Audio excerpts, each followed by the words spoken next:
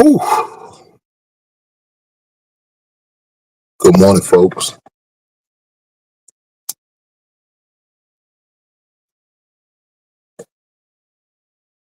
Good morning.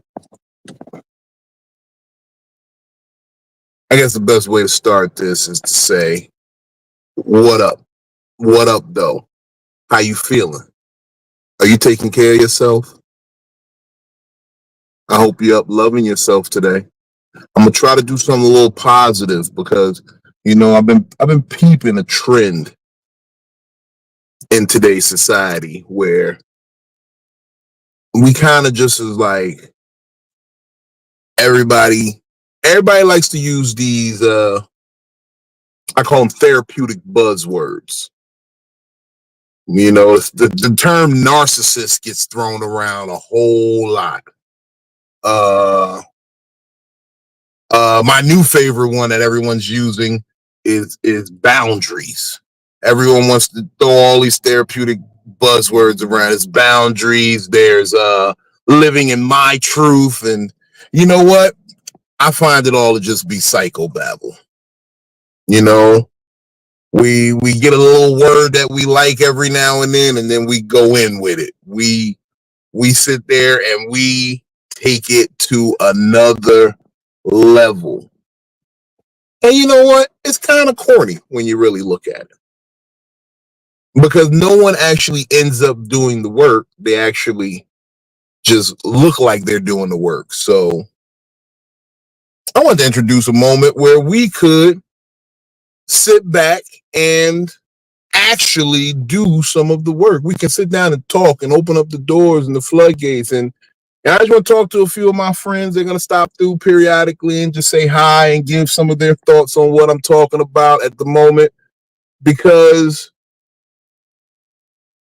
this is what it's all about. I do comedic therapy. My name is Big Vino. I'm a comedic therapist. I'm here to help you with your problems and let you know Big Vino cares if don't nobody else care. That's one of my favorite lines to say. Like, you remember Tupac when he keep your head up? Tupac cares if don't nobody else care. Well, Big Vino cares if don't nobody else care. I'm sorry, I'm having my morning coffee. What's up, damn it, Philly? Good to see you in the building. Good to see you in the building. It's really sad when you see what be going on in today's society. Like, I look at all these podcasts and all these different platforms, and everyone's talking the problem with men, the problem with women, the problem with relationships, the problem with hoes, the problem with housewives, the problem with real niggas, the problem with fake niggas. The problem is everybody's looking to identify a problem. That's my just personal observation of what be going on out here. Everybody's looking to find a problem. Like, you remember back in the good old days when life was good and you was just trying not to have a problem? We flipped it in society today to where we just looking for a problem when there's not one that exists. It's really crazy when you think about it. It's really, really crazy when you think about it. It's a lot of people out here just looking to have a problem because it kind of justifies their existence. Does that make sense? It justifies, like, we all in a pain measuring contest. We all in a dysfunction measuring contest. Nobody like you look weird nowadays if we all sit here and talk about our problems. You like, oh, I grew up kind of good. Well, that's a problem, and you've triggered me, and I don't like. It's weird. It's really weird. I'm gonna just say that. It's weird than a motherfucker, and I don't like it. I don't.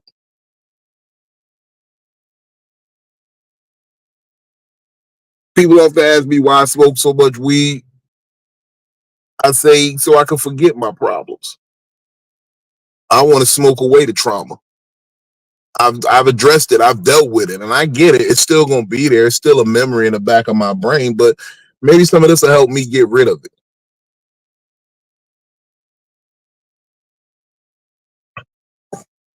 I like being around healed people. Oh shit. So first of all, I'm sorry to be sidetracked for a second, but you ever so I'm about to be pissed off with Cash App in a minute.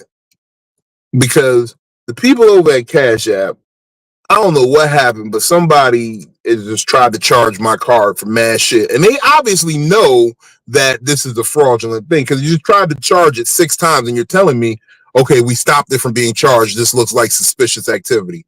Take action, right? So to take action, what do they suggest you do? Get a new card. Now, I have a special card from Cash App. I paid for it. I paid some cash for it.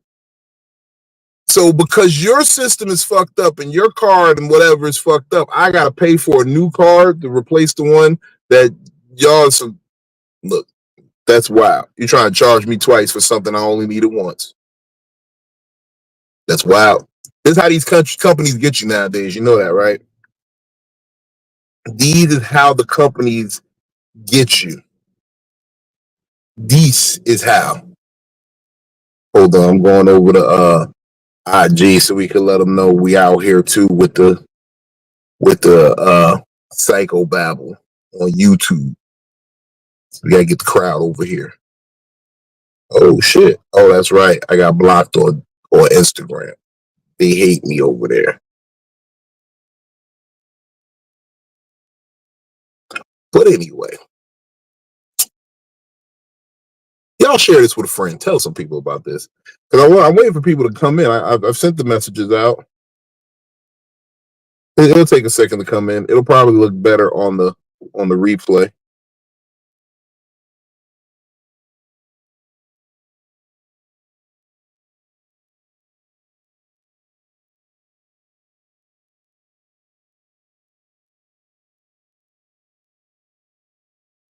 I have a friend, Coco.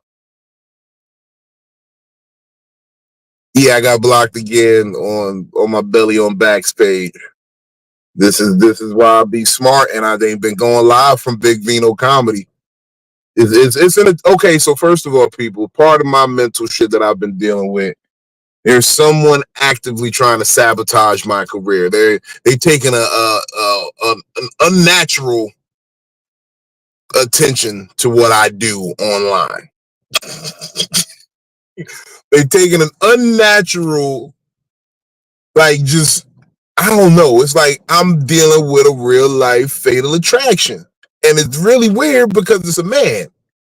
It's a man with this fatal attraction. And he has it in his head that he just gotta Big Vino did something to him. I don't know what Big Vino did to him. Big Vino never really exchanged more than maybe 30 words with him. And none of them none of them were hateful at all. None of them were my usual venom. That's the crazy part. I get the most hate from the people who I've spoken the nicest to, who I've treated with the most respect. Is that weird? Is that weird? Like, across his boundaries? Don't get me started on that boundary talk. Don't get me started on the boundary talk, because people will tell you cross their boundaries, but never tell you what the boundaries were. You see, that's part of this Psycho-Babble I be talking about. Don't just be like boundaries and then never explain what the boundaries is. So now, it's like a landmine. You know what I'm saying? You tell me out there in this field, there's some bombs, there's some landmines. Don't step on them. And you're like, where are they located? Do you know exactly where they're located? What are these landmines? And they just be like, no, you just go walk. And if you hit one, you'll know, and then you'll realize what it is at that point. And you're like, wow, that's interesting. And that's what it is when you tell a person that you got boundaries and you never tell them the boundaries. You're letting them walk through a landmine, a field of landmines blindfolded. Just say, hey, just don't step on one. You're gonna regret it if you step on one. Well,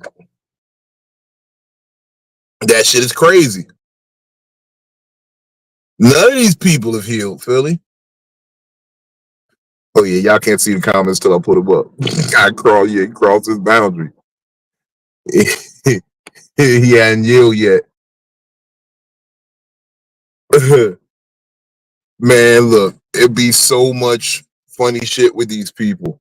I don't know what boundaries I've crossed. I got told by a person just the other day, a person who fully well knows what my profession is. If you don't know, hi, I'm Big Vino. I'm a comedian. And this person who full well knows what my profession is said, why is everything so funny to you?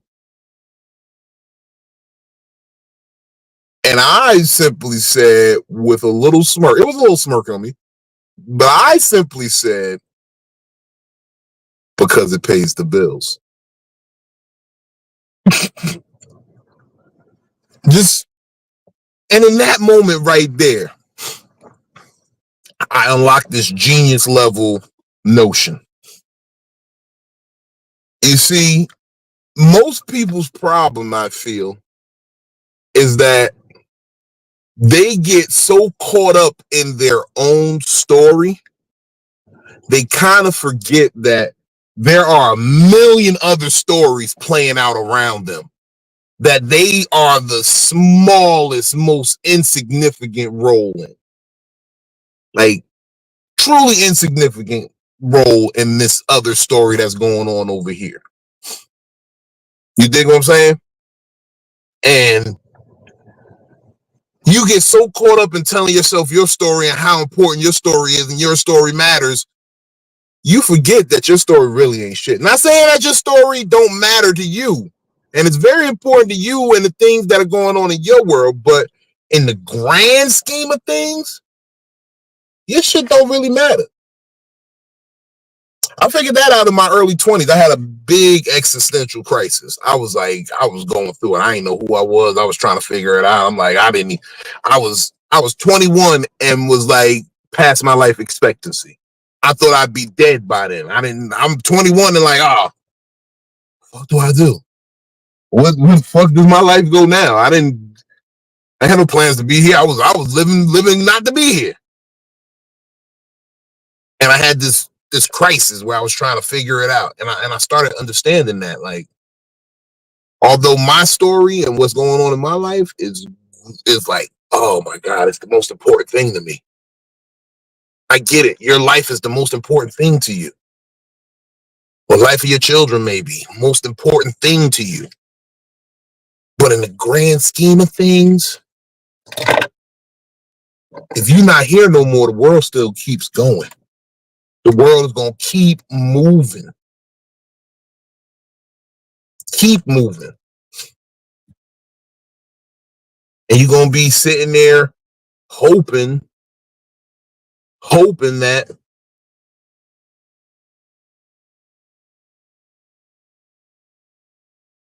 I don't know. I don't even know what to hope for. It's some good reefer. I ain't gonna even lie to you. This reefer got me deep in thought right now.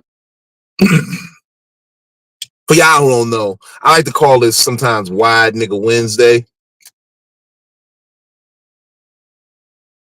And I go through my mental inventory and I kind of figure things out and just, take stock of what's going on inside of me. I like to do that on Wednesdays sometimes.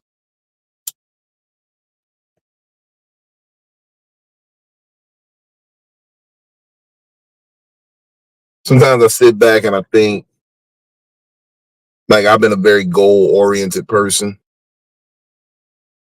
So I get a goal, I achieve the goal, then I set up the next goal. But right now, between goals. Right now, between goals, I don't know what the next goal needs to be. I've been searching my head for things that I know I want to do.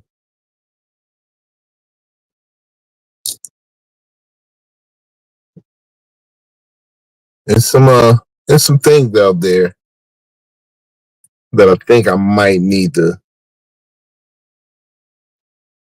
look into.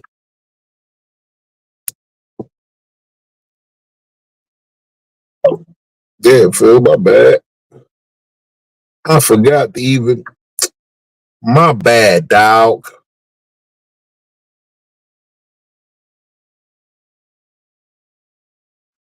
I mean to talk to the homie too. You see, I like to talk to my homeboys, give check-ins, see what's really cracking with them. You know what I mean? See how they head holding up. Pause. Pause. Y'all motherfuckers is crazy. Y'all'll be all in there talking about how his head holding up. Oh my god.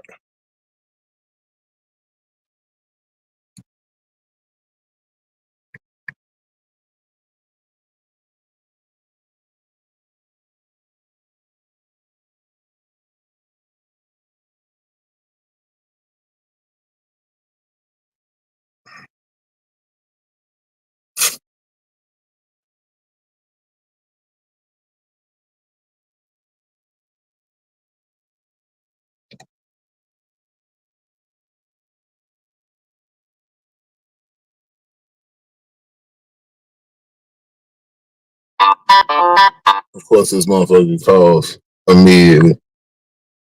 Yeah. You good, bro? Hit the link that I jumped in. That's the new live. We on YouTube. That's why I've been trying to hit you with it for a couple of days. All right, bad. I'm about to hit it now. Yeah, we doing something new. You'll see what it is when we get in.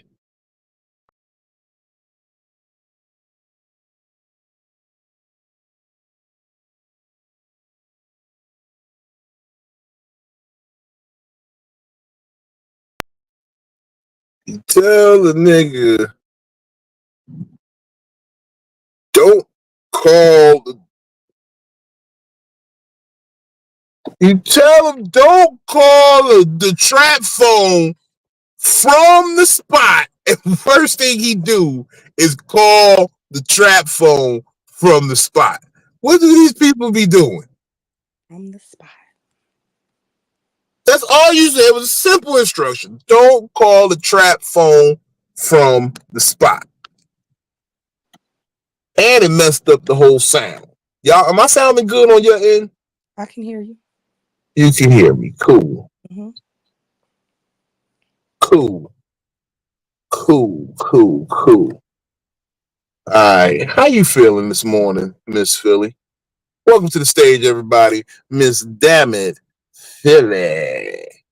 I'm sick of this shit. You sick of what shit? What happened? In the bed with two computers trying to do the same damn thing. Okay. Talk to him about it. Third one at the end of the bed. This is the bad part about working in IT. I'm sick of this shit. Okay. Oh man. Damn. Yeah. IT is a crazy job. But I can do it laying down. I can do it laying down, so it can't be that bad, right? I don't know what the fuck just happened. I don't know what I have to do.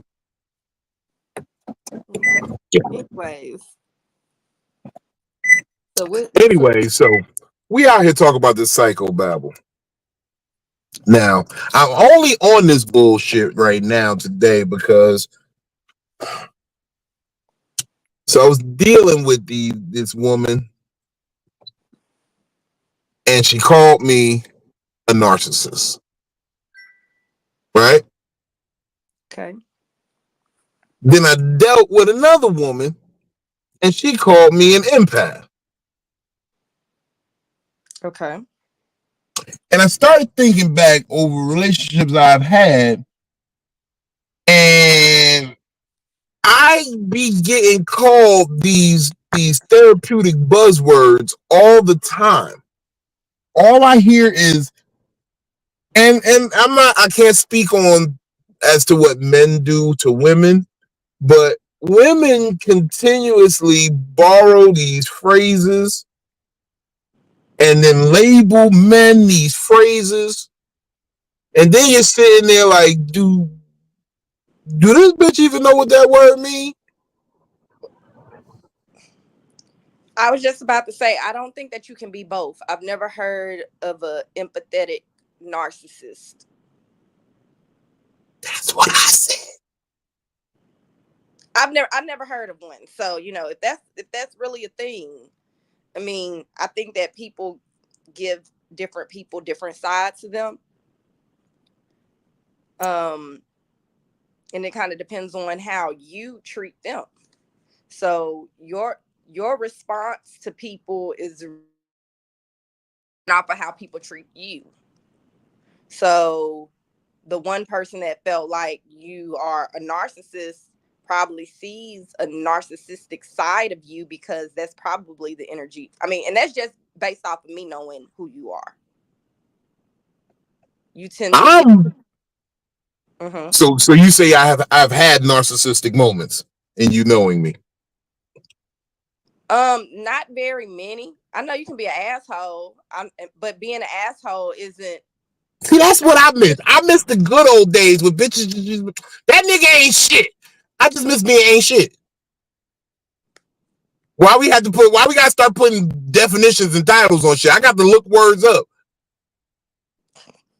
The first time a bitch told me I was gaslighting her, I said, bitch, this whole house is electric. What do you mean? That stove is electric. Ain't no gas on that light. I didn't know what the fuck she was talking about.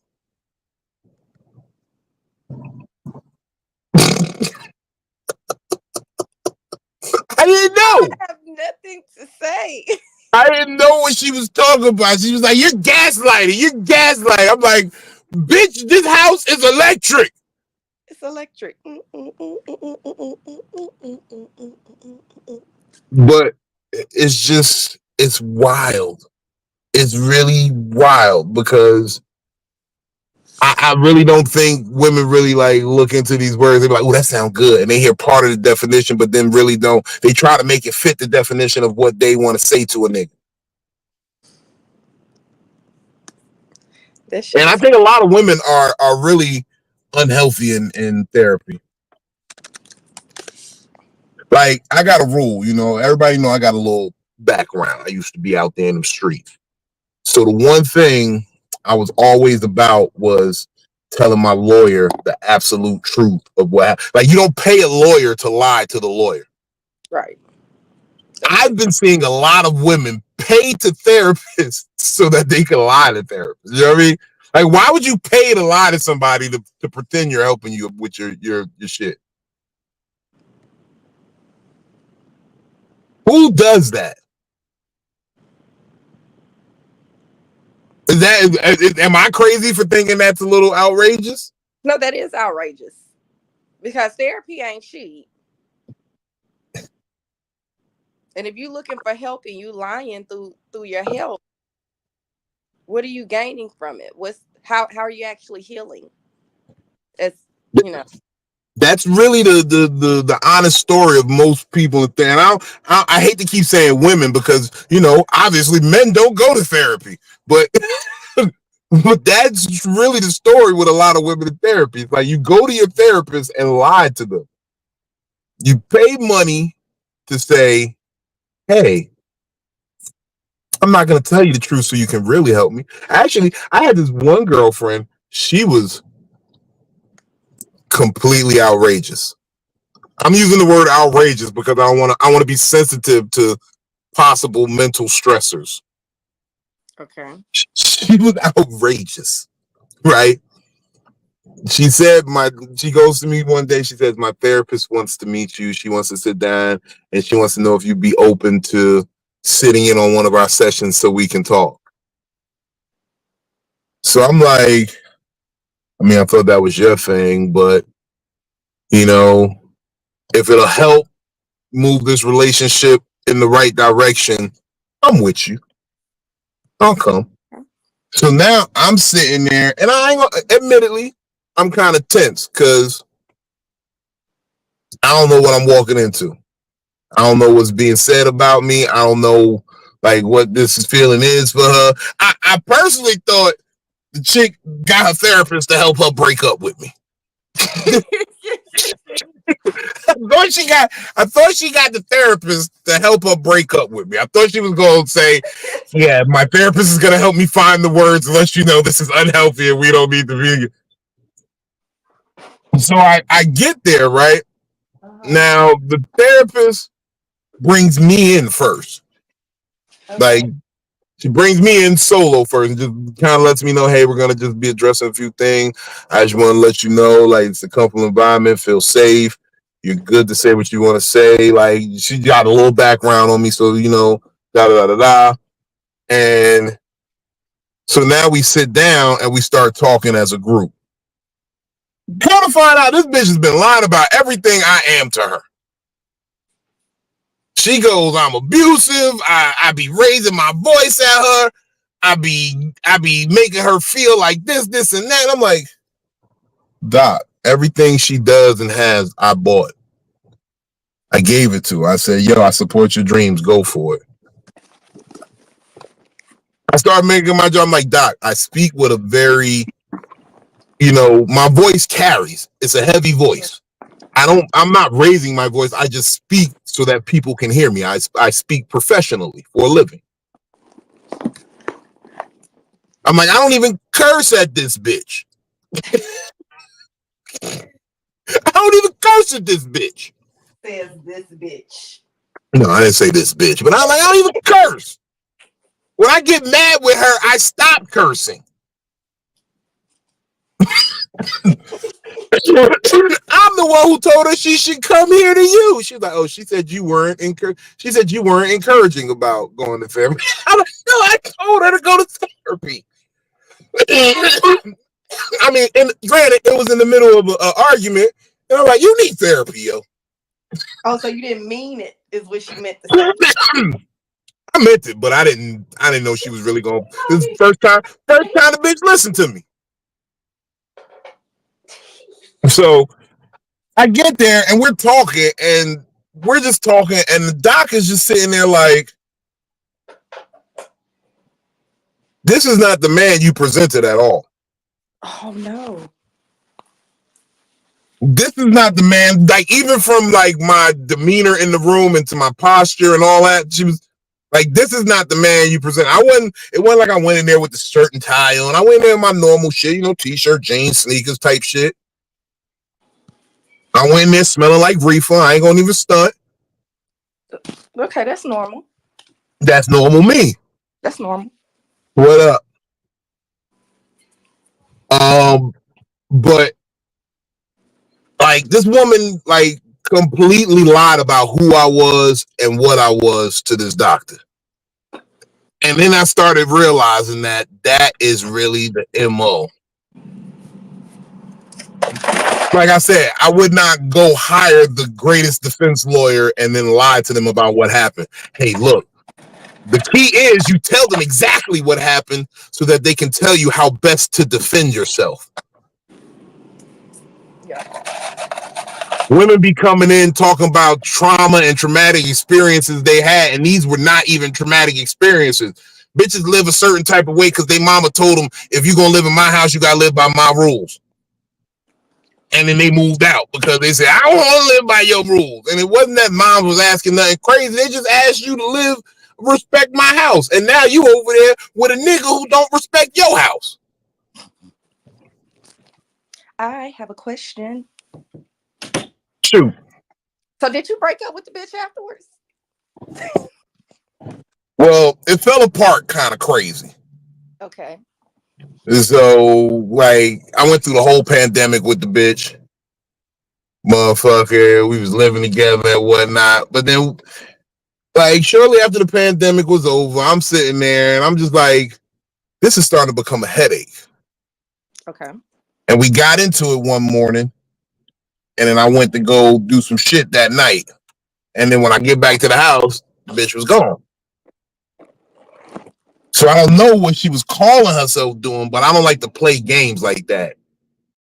You stayed out all night. Like, you live here. Like, you've been living here for quite some time. You stayed out all night, which means you got somewhere else to go. You should be there. Come get your shit. Like, don't give me a reason to do something I already been thinking about doing. So that's how that one ended. I was like, you come get your shit, yo. She's like, I'm why? I don't want to move. I'm like, you did. The moment you stayed out all night, you wanted to move. You got somewhere else to be. You could go there. Don't play that stay out all night. I'm conventional in relationships like that. You know what I'm saying? Yeah. Especially if we living together, if we cohabitating. I will never let the sun beat me home, future wife. I promise you that. Unless you know the sun got beat me home. Unless it's some work obligated shit.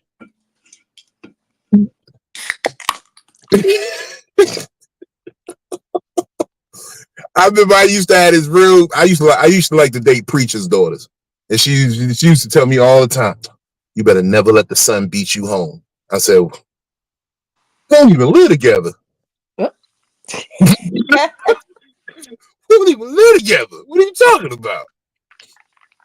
First it's electric, now it's we don't even live together. See, We don't even live together. Look, okay, since we're breaking down things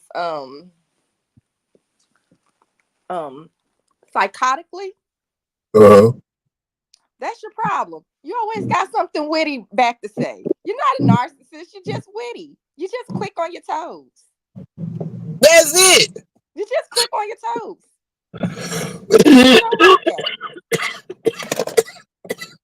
And I'm not even gonna say women don't like that. You too quick on your toes to come back and keep coming back.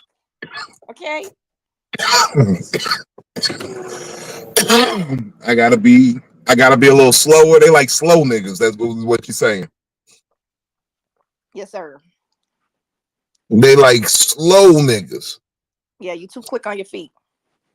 I am. And it's surprising because I'm a big nigga.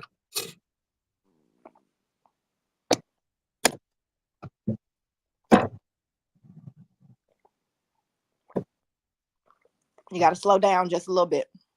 Slow down. But I can't slow down. You just got to get faster, baby. Because if I slow down, that means the rest of the world could catch up too. And how do I stay ahead of the game if the rest of the world caught up? You figure deal me? I mean, I understand exactly where you're coming from. Okay, I really do. I understand exactly where you're coming from. But that's the problem. That's why you got called a narcissist. That's not narcissism. You know what? Maybe I don't know what a narcissist is. Hold on. Let me make sure. I'm yeah, you gotta do some research because I had to look it up several times. I'm still in the dark about it. Oh shit. I'm still in the dark about what it is. Well, when I hear people talk about it, and I've looked it up before, and maybe I just looked up like a very vague definition, but by the stuff that I've heard people say, everybody has a little bit of a narcissist in them then. So let's go Google. That's what I said about what did they call me? What else did they call me? Not a psychotic, but a what was that word? This is how quickly I let them shits go.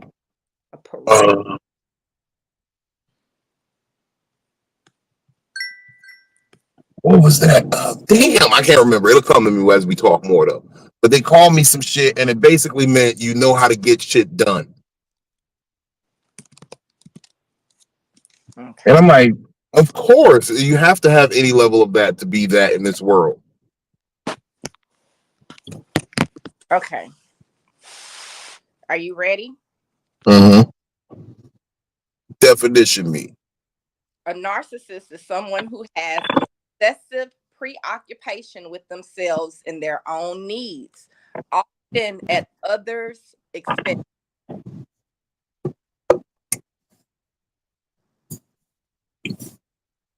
According to that definition, everybody has a little bit of a narcissist in them.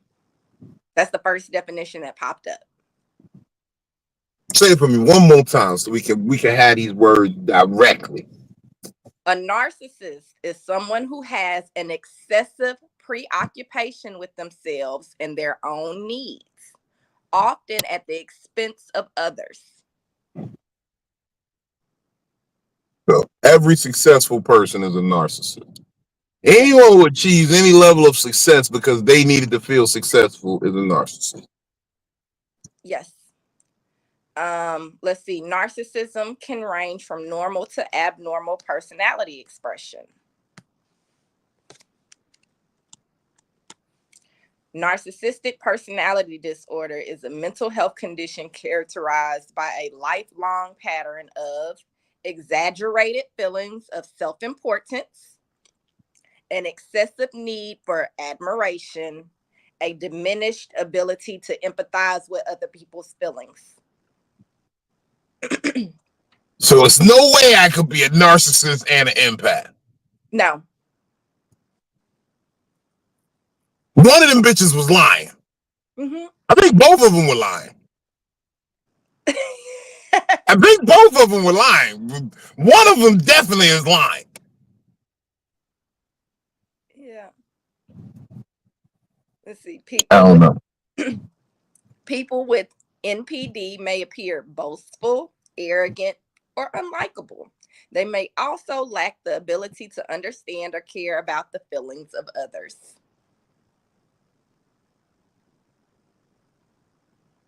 Do you want me to continue? I mean, you laying it out on a platter. I'm trying to be. I'm trying to do this thing where I'm taking feminine phrases out of my diction. Okay. So I want to be like narcissist where, like, but I don't want to do that. Well, here's the thing. The person that called you a narcissist, Google provides tips for dealing with a narcissist. And it's 5 tips. Are you ready for the 5 tips? Yeah, I was about to say, let me guess. One of them is stop talking to them. Pretty much. It says, why do you still talk to me then? I don't know who called you that, but I would like to help them. I would like to be able to help them. So here are 5 tips for dealing with Vino since he's a narcissist. Avoid 5 tips for dealing with Vino. Hold on. You need some theme music on this. We gotta get you some theme music on this shit. Dr. Philly. We can get you some dance music. 5 tips to dealing with Vino. Yeah. Avoid arguing directly. That's tip 1. Don't argue with them. Don't confront them. You got an issue? Don't call them a narcissist. Deal with that inside your own head. Number 2, don't try to lead or instruct them. I don't know what you're trying to instruct to. Don't know what type of direction you're trying to get. Don't do it. He's a narcissist. He's not going to do them anyway. Number 2, don't expect them or Vino to see your point of view. Okay. That's definitely not me. I never see anybody's point of view. Yeah, don't expect them to. I never ever see anybody's point of view. You might actually be a narcissist in Vino. Huh? No, I'm saying all this sarcastically. Because I never have argued someone else's point of view. I don't stop to take time to listen to their point of view. Number 4, don't expect deep or meaningful. Unexpected. Not going to happen. Hold on, say that again. You broke up a little bit. Deep or meaningful what? Communication. Don't expect it. Oh yeah, because I'm shallow as fuck. It'd be yes and no answer. I don't talk at all. I'm the worst. Very I'm the worst communicator there is. I don't know how they pay me the money they do to talk to people every week. Okay. What's number 5? Number 5, stay in the present when you express request or hurt feelings. Don't talk about that shit from the past that Vino did a week ago. He's not there anymore. Stay right here and in the moment. In the moment. So what? I wanted to put dick in somebody knee a year ago. So what? I wanted to put dick in the back of somebody knee a year ago. Today is dick in the back of your knee. Right now. Okay? Why do you have to bring up my trauma right now? See, you're not empathizing. You're still staying very surface level. I don't even know if I'm confronting you right now. You're not confronting anybody, which is over here having a conversation. This is Psycho-Babble. This is the weekly therapy session. This is what we're going to do. You don't see my point, right? Obliterated me.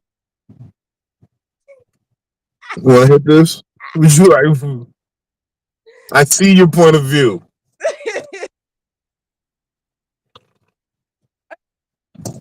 They got me up drinking coffee and tea on the first thing in the morning. I call it toffee. Everybody. Excuse me? Everybody has a level. Oh, yes. Yeah, because this was the AI overview in Google. There's more. Damn, there's more. There's more. Yep. Keep going. Okay. We're going to break down these terms because if I get called shit, I want to be called the proper shit. Okay? Because I've had this thing I've said since like high school, and I was always pretty good with words. And I say what you mean and mean what you say. Therefore, we wouldn't have a misunderstanding if you say what you mean and you mean what you say. And it works on so many levels because say what you mean.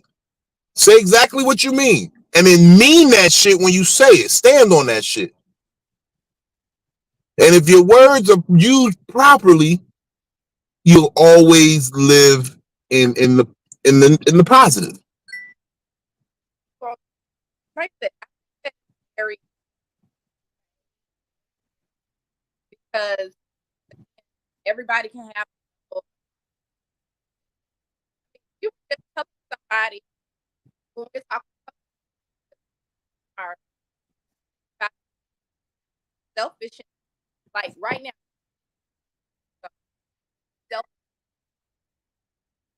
You have to.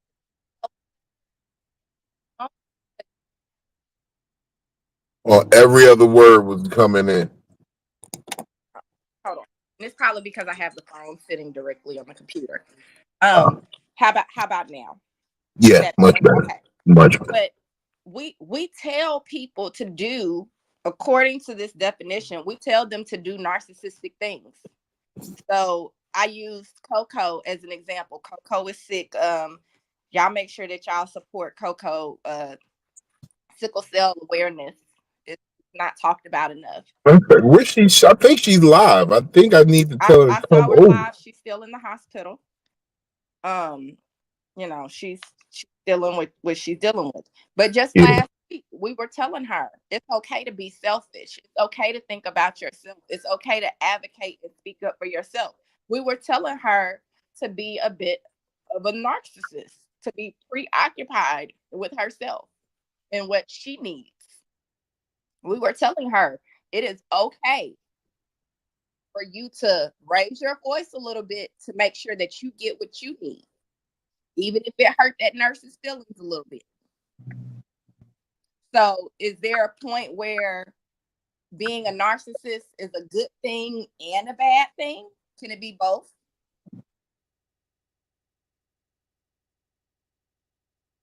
It could be. Okay. But the way it's painted nowadays is like, no, can't be a narcissist. If you have any narcissistic, they're gonna try to label your whole being as narcissist. But it's not always the again, looking at the definition. If we look at the definition and not go off of, oh well, I heard somebody say this word and this is what they said that it meant. So now it's this negative thing. It doesn't have to be negative because like you said, most people, most successful people, they had to have a level of narcissism about themselves to get where they are. They had to be self-centered. They were probably cocky. They probably did enjoy the admiration. Let's go to the next one. This is help.org. So it's from somewhere. They got .org at the end of the website, okay? So it says narcissistic personality disorder involves a pattern of self-centered, arrogant thinking and behavior, a lack of empathy and consideration for other people, and an excessive need for admiration. Others often describe people with MPD as cocky, manipulative, selfish, patronizing, and demanding. Is there anything wrong with being cocky every now and then? With feeling yourself? Like, yeah, I did that. I feel myself once a morning.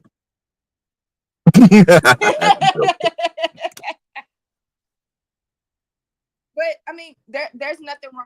Like when you know that you've done something, so you're a comedian, you go on the stage all the time. There's gonna be days where you get off that stage and you feel like, you know what, that wasn't my best work. But then you're gonna have those days where you get on there and you're like, I killed that shit. Can't nobody tell me I ain't kill it. If you wasn't there, you missed me. You missed that shit. Cause I put on.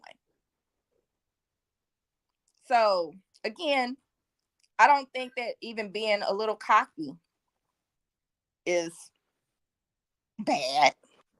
Now, manipulative, again, that's one of those words. And, nobody wants to be manipulated. Nobody wants to, be coerced into feeling a certain way just because you feel that way, whatever. Somebody tried to, you know what? Me and you dealt with the manipulative, handsome Squidward looking ass nigga. Okay.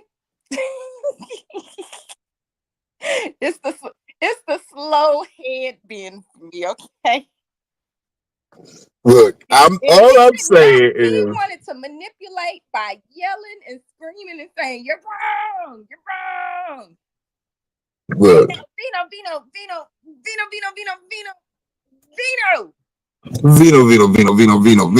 Vino.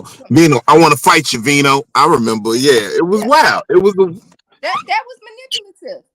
very manipulative.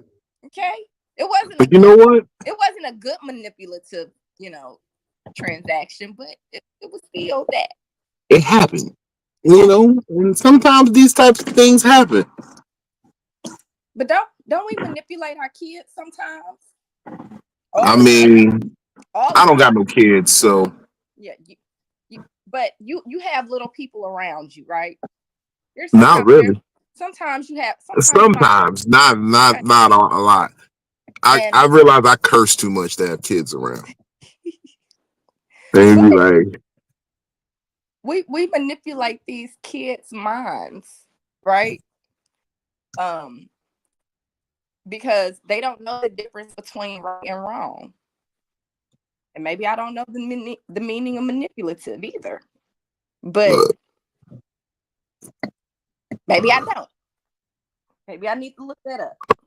look, manipulate. I mean, a lot of things manipulate.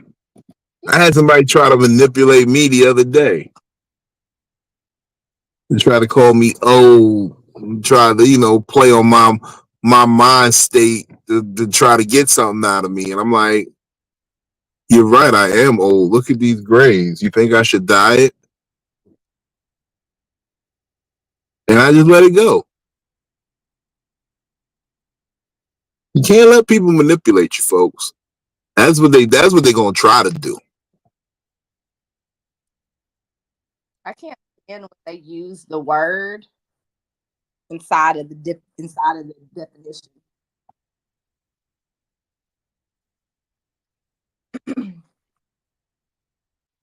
I'm still trying to figure out gaslighting.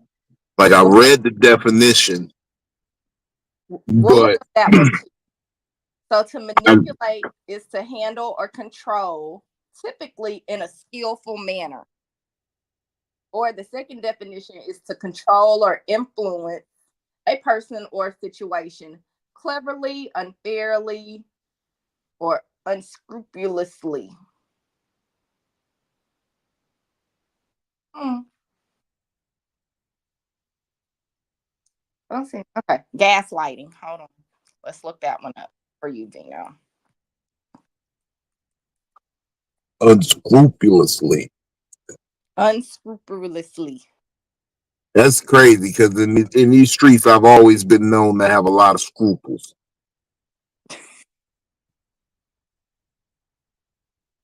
No, this is very serious. They be like, they have big Vino. He's stand up dude. He got scruples to him. He got some Okay, gaslighting is bad.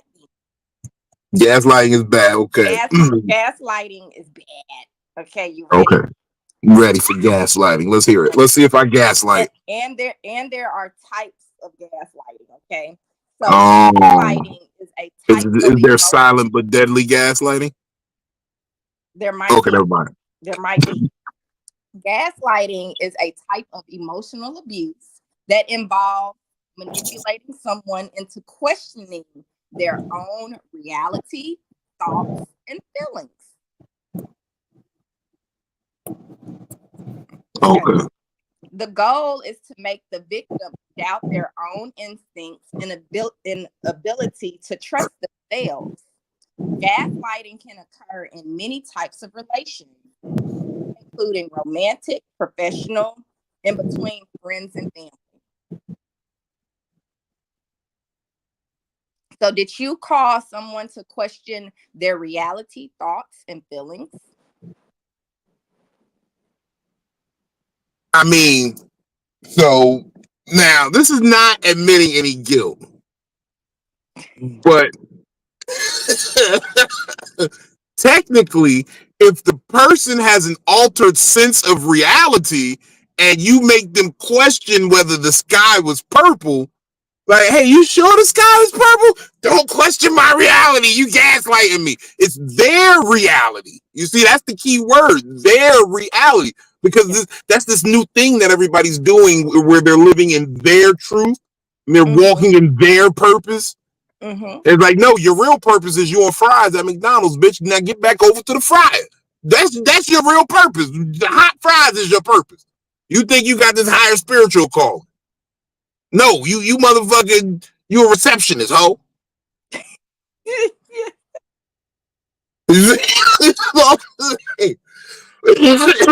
Everybody's talking about their reality. Yeah. So that, if you want to say it there, then technically I'll give it to you. Yeah, I questioned the bitch reality. The bitch thought she was a superstar. I said, you sure you a superstar? You sure? You sure? You sure you looking for real love? You don't even wear your real hair.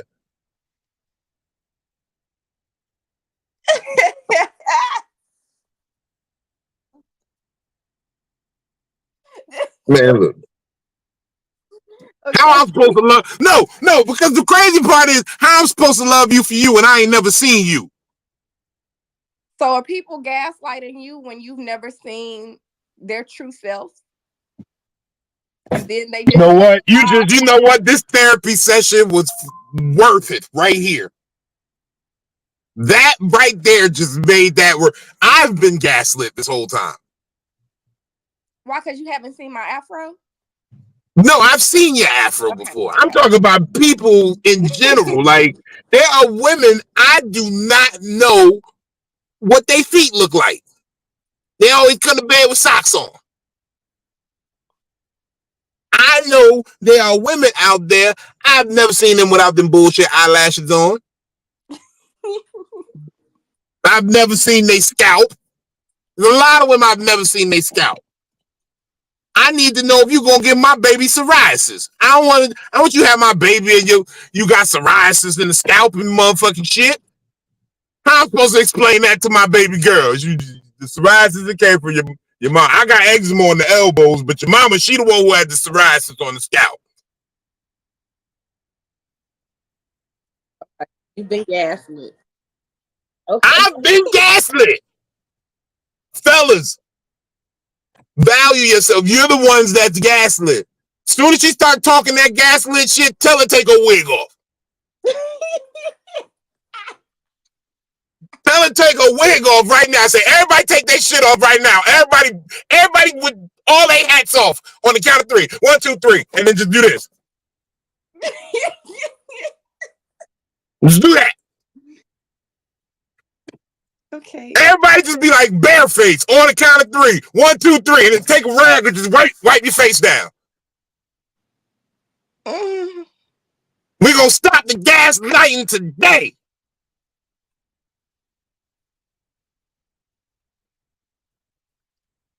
Lord, forgive him. No, don't forgive me. This is therapy. This is what this is for. This is therapeutic. Okay. So it goes on. I'm gonna give this last thing, and then we're gonna go into some examples of gaslight, so that we can have. We want to be clear all the way around here. We don't want to just stop at one point and be like it's done. So it says gaslighting can be subtle at first, but the gaslighter changing small details and stories and memories.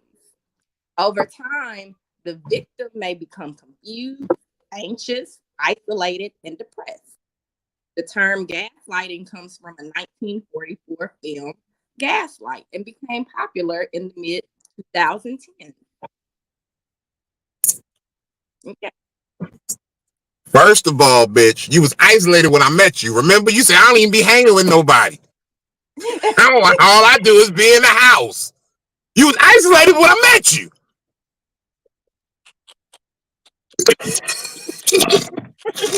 Remember, you don't got no friends. You don't be around nobody. You don't even be outside like that. Remember how I gaslight you? You got isolated because of me? Oh gosh. Okay. Welcome to the show, Auntie Gina. How you doing? Auntie Gina. Am I on the show? You are on the show live on YouTube right now. Everybody, put it up for the queen of the Love Village, Auntie Gina. Oh, you stop it. I can't believe this. You should have told me. I would have had people come on here. It's cool. We can post. It's gonna be up all the time. Like we're live right now, but the link is in my page. This some new shit I'm trying. I'm not going live on Instagram no more. Oh, you're not doing Instagram no more? I gotta leave it alone because somebody's trying to like sabotage my page, and I can't have that go down. With these fake reports, they'll end up taking my page. And I've done a lot of work to brand this and streamline everything Big Vino Comedy. So to lose that on Instagram would really suck. But I'm blocked on all these pages for a couple of days, but I'm going back to Instagram. Instagram is my boyfriend. How you doing, baby? Hi, Philly. We're learning things today. We're learning today. Like what? This is my new show. I call it Psycho-Babble. So what I do is this is just like a weekly therapy session where we just, we live in the true spirit of comedic therapy and we just talk about things. And this week we're just going over these therapeutic buzzwords that everybody talks. Okay. We went into the definition of narcissist because I recently got called a narcissist and an empath, which is kind of it's conflicting. So it's like a narcissist cannot be an empath because they don't care about other people's feelings. Exactly. So I was thrown off by that, and then now we're going into this gaslighting thing because apparently I've been gaslit. I've been gaslit. But if you feed into the words, you feed into that bullshit. No, I was accused of gaslighting, but now as we read the definitions, I actually come to discover I've been gaslit. And I was giving the gentleman today, like, next time she's talking about gaslighting, tell her to take her wig off. She's messing with your reality. You think you fucking with a bitch with good long hair. Every time she chooses to say gaslighting or some dumb shit, tell her to wipe her face. Tell her to scrub it real good with some good soap, some Neutrogena, and then you look at her and say, all right, let's talk about truth. Nobody specifically. Yes, he is. No, he's not. No, I'm not talking about nobody specific. No. Okay. So, Auntie Gina. Yes. The definition I'm looking on Google right now is gaslighting is a type of emotional abuse that involves manipulating someone into questioning their own reality, thoughts, and feelings. Old school. Somebody trying to flip the script. That's the same thing. They're trying to flip it. Same shit. Narcissist. You think a motherfucker is self-centered. All these buzzwords. And the one I hate the most, toxicity, toxic, nigga, toxic femininity, toxic gender wars, all this old bullshit. People not getting along, people trying to use words. And these buzzwords come from, I'm going to say it, these buzzwords come from the dominant culture that tries to cliche everything. Do you know that people who are getting old, as we matriculate and get older, when people forget stuff or as they get older, you return to a child, you forget stuff. It's a natural transition. Now they come up with terms to say you're getting older, and they come up with terms to put it in the DSM-4, to put it in psycho and analytical jargon, to get budget, to get training. It's a whole game. They come up with these terms to make people think that there's this modus operandi, how you're supposed to talk to people and put people in categories. That, I mean, it really, you know, somebody says, I'm not narcissist, I go spell it. If you can spell it, tell me, spell it first. Spell narcissist. Fact. Fact. That's why I don't use words I don't like to spell. Spell it. You have me ennui with your conversation. What is ennui, Auntie? Spell it. Then you know what it is. ENNUI. I'm weary of the innuendos and the so-called jargon of language people try to use to hurt each other, manipulate each other. It's so fucking. You know what? That deserves another blunt. That was a brilliant. That was a poignant. That was a. You just made a point. As we say nowadays, Auntie, the younger crowd, that was a bar.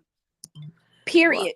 And you know, I only do topics on other people's. I don't do topics on my life. Well, this ain't really topic. This is really just like I said, it's really just a therapy session. I just want to talk to the people. Like, I'm realizing that therapy means a lot. Sometimes I want some therapy. I did therapy for many years. I'm not licensed, so I can't say I do it. But I want you to inculcate something in your spirit. Will you? Talk to me. Are you open? I'm always open. I'll let you know if it can be done, though. I'm open to a notion. We'll see if we can put it in motion. You dig what I'm saying? I want you to trust a woman that she won't hurt you. I do that too much, Auntie. Stop. Now, I'm talking about with your whole. I do that too much too. And just hold on. I'm talking about with your whole heart, believing that she won't hurt you or leave you. That's all I'm asking. Just to think about it. Just to think about it. I tried it, Auntie. I tried it. You see what I'm saying? See? Hold on. You're lying in therapy right now, Bino. I'm lying. Yep. You're lying to the therapist now. You're lying. I'm lying to my therapist. What do you mean? She is being an unpaid therapist right now. We just got done talking about this, okay? So you don't think I'd be open and truly trusted? You know me through situations. You don't think I've been open and trusted? The reason why I don't talk seriously to him a lot on live, because he plays and jokes too much, and I am very serious about him. Really, I'm very serious. And you play and joke, so I just say fuck it. I'm not gonna do it. But no, really, I'm serious right now. I'm very serious with you right now. I say things, and let me prefix this because I feel like I got to keep reiterating it because people miss the fact. I say things and like I'm serious when I say them. It just happens to be funny, and I can't stop that my timing is that good. It's natural. No, I'm sorry, but I really mean the things I say. I'm not talking about your timing, cadence, none of that. What is Philly talking about? Oh, Philly knows me through. I'm asking Philly. What's she talking about? Okay. So you had a very, and we talked about this. I said, why do you have to be negative in, you're thinking of some of your situations? And he was like, because I'm always right. You didn't go into it thinking, oh, nobody's going to do this or nobody. You went in thinking that they was going to mess up before they even started to mess up.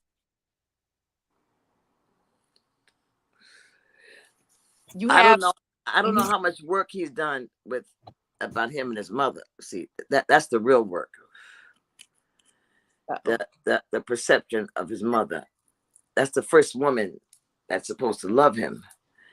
And when he told me initially a year or so ago that she's the first person to pull the gun on him, I knew that there was some work there. I knew. And for him to drop that on me, some people say that casually. My mother put a gun on me, my mother fucked me, my mother pushed me, my mother hit. People say that shit and let it go by and I can tell by how they live if that has been affecting them or not.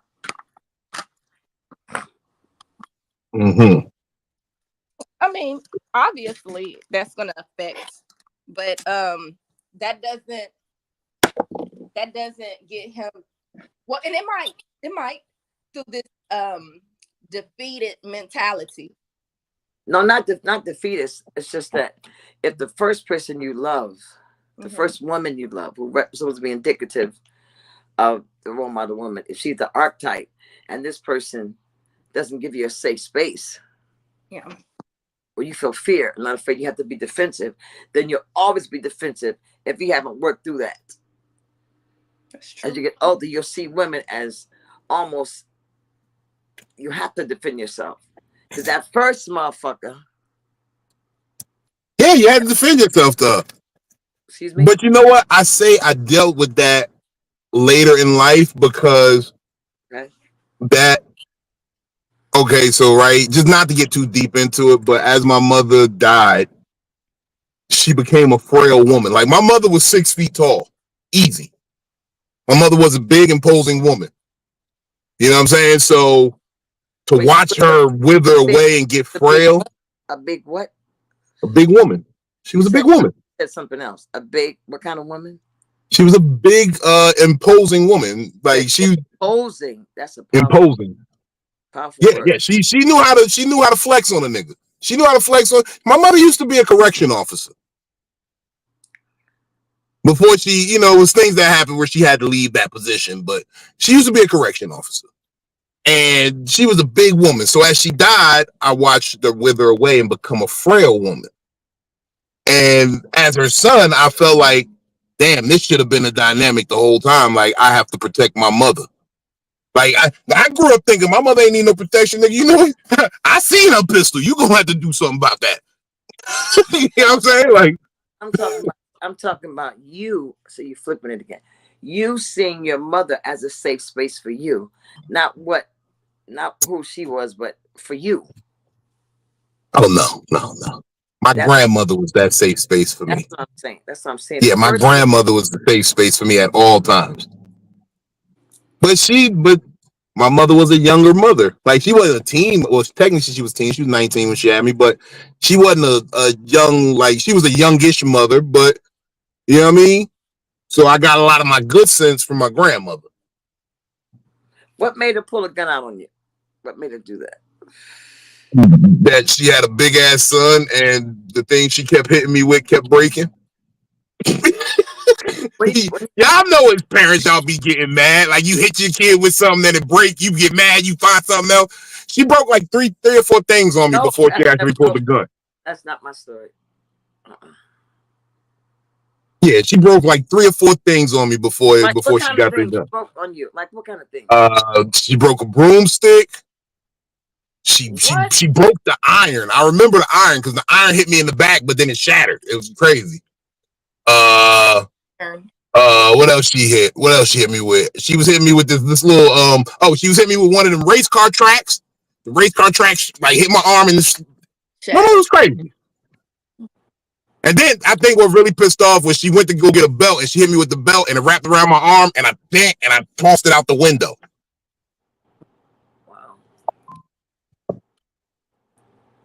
And then she was like, "Okay, you want to throw shit?" And she was like, "Catch this!" And I was like, "You got me." Oh God. You got me.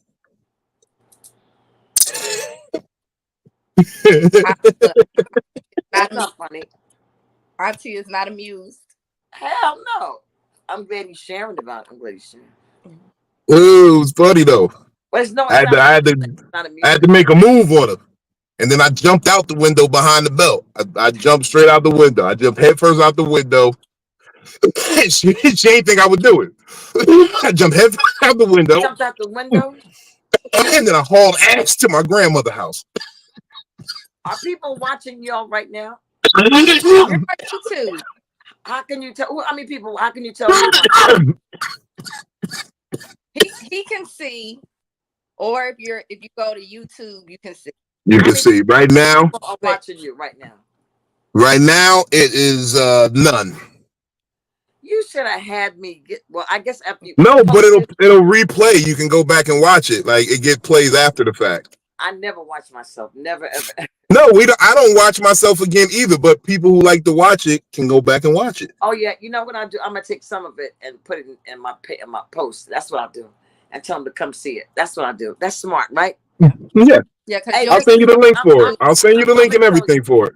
I'm gonna tell you right now. No, because I'm a screen record. I'm not gonna do the whole thing. I'm gonna screen record some of it. No, I'm saying I'll send you the link so you could just put a link on it and then boom, go see it right here. Now, people don't do that. I'm gonna tell you what people do. If you give them something exciting, like I'm a screen record a little bit, like I'm saying right now, listen, niggas, I fuck with Vino and Philly. I want you to follow this page. This is YouTube, because you know other apps are going crazy, but this is the page where you can still see Vino, his beautiful lips. You can see the gorgeous, luxurious Philly, and every now and then I might pull up. But in the meantime, fuck with these people. This is important to do. You've got to go to YouTube and subscribe. SUBSCRIBE,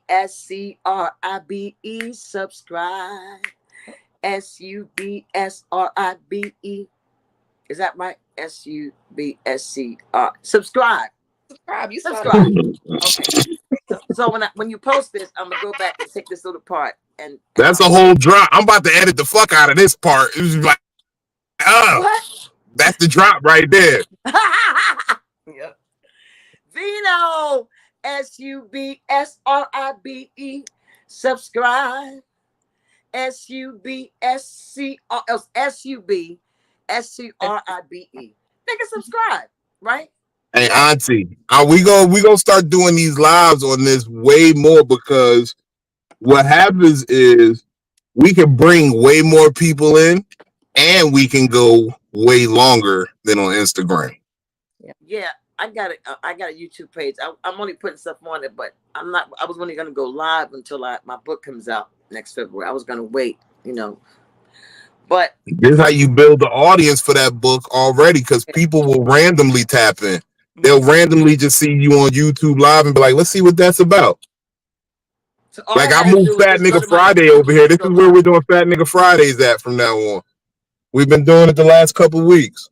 Okay, I'm gonna help you get some people. Hey, look, I always appreciate a little help, you know. I know how to market, nigga. I know. I used to sell pussy, you know, so I know how to sell. I used to help. I used to be an assistant in a game. You used to be like a preacher's armor bearer, protection, help go get me some weed or get some crack or park and make you was that kind of nigga, right? It was cocaine, yeah. You know, I was the you know, I set up a few things, make sure everybody was good on the strip, you know, and you know, I took a slight percentage. I took a small portion for my hard work, because I did put in hard work. Are you talking about pimping, nigga? No. That's what they call it. That's what they call it.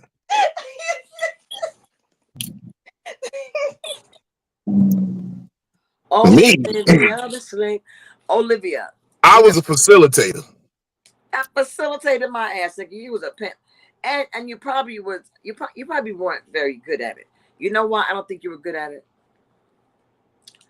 Because a pimp has to have no care and concern. Really, they have to be a narcissist. A pimp has to be a narcissist, and you're not a narcissist to me. He's not a narcissist. Buzzword. He's not. But a pimp to me, how you know? Huh? I know a bitch that'll tell you otherwise. Oh, now listen. Most women who call me narcissists are women who can't take the word no from a man.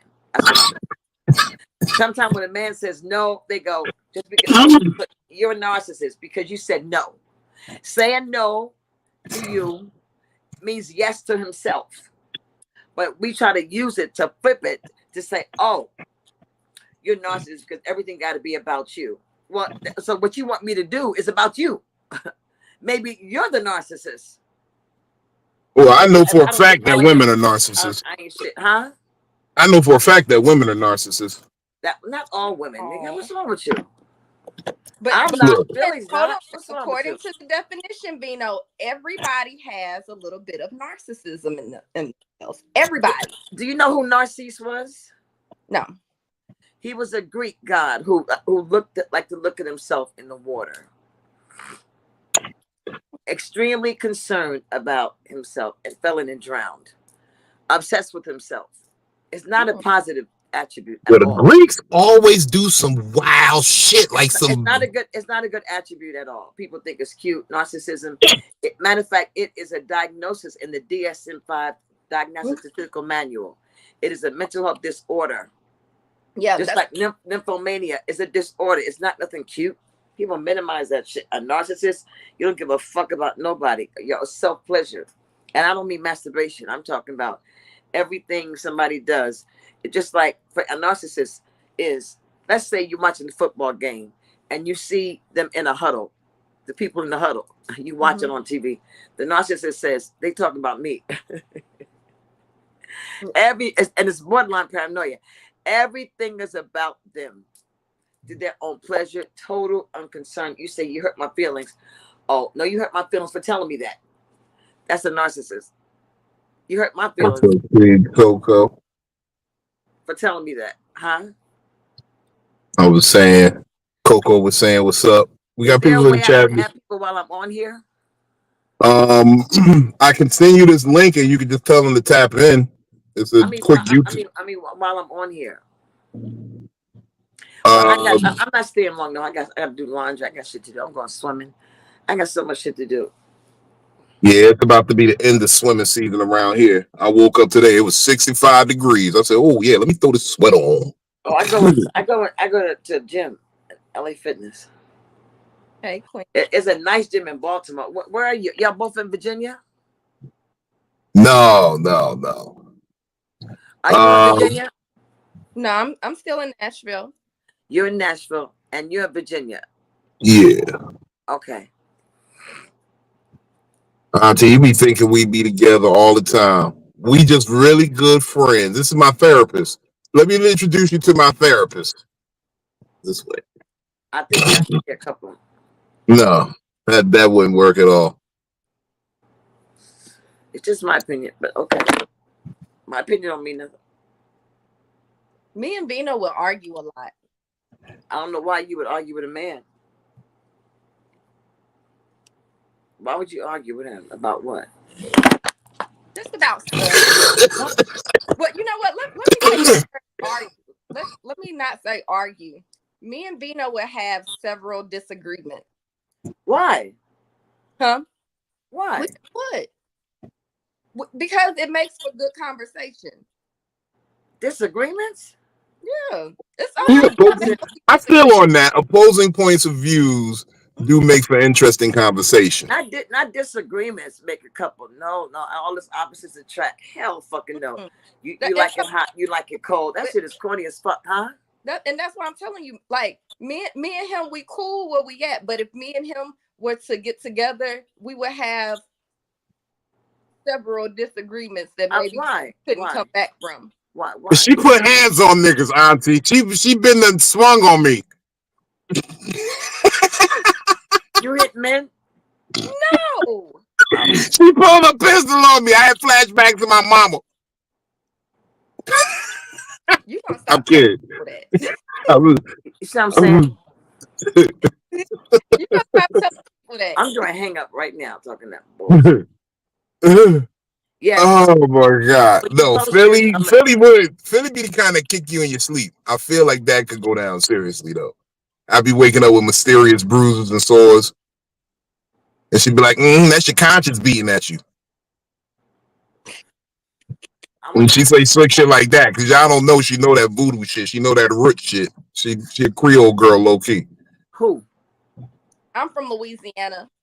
I live in Tennessee. You eat rice? A lot of rice? Nowhere near Creole. You eat a lot of rice? I love rice. Me too. Rice and bread, like in every meal. It's terrible. I can't do that. My stomach is too big. I can't do it. I'm getting better. I'm taking care of myself much better. Matter of fact, I have to go right now. I've been here too long. I just came because I support you. Well, we love it that you stopped through on Psycho-Babble, Auntie. Yes, we appreciate your assessment. When you post it, I'm going to take a clip and, help you. Goodbye. It's up right now. It's up right now. It's going live and then it just keeps going. Because we're live. We're live on YouTube right now. The people are watching. Yeah. Oh, I guess we're not watching. Her camera don't went black. I don't think that she knows how to close out of the StreamYard yet. Oh, don't worry. I know how to do it. Okay. Boom. There you go. And there we go. Thank you to Auntie Gina for stopping by. Y'all can visit her at Auntie Gina pages. If you just start typing in Auntie Gina, like 6 pages gonna pop up. Just look at the one that's live at the moment, and then she's gonna be right there on camera. Yeah. Fucking with y'all. Shout out to the Love Village. She wants to get to know you. You're going. Congrats. Hey, shout out to Coco. Ooh, I'm glad you heading home, mama. Glad you feel better. Coco's who we were talking about earlier, man. Yep. Fuck sickle cell. Yep. But if you got Netflix, watch Supercell, because that show's fucking awesome. Was it really? It really is. I'm waiting for it to come back. I told them they should have came back in September because that was Sickle Cell Awareness Month. Yeah. So that's when they should have came back with it, but they're gonna be late. You know what I mean? These niggas are late, but it's cool. Does it have to do with sickle cell? Yeah, it does actually. Oh. You either got the sickle cell or the super cell. Like if there's sickle cell trait in your family, you either get sickle cell or the super cell. Without giving too much away. So therefore, it's only like black people are the only people who have real superpower. Remember back then, what was that? A couple years, it was like 2021, where it was like the winter solstice. You get black people go get their powers in the winter solstice light, and I thought that was during the eclipse. It was something, man. Black people always getting powers at different times. Yeah. And I ain't got only superpower I got. Okay. Shout out to Justin Mind.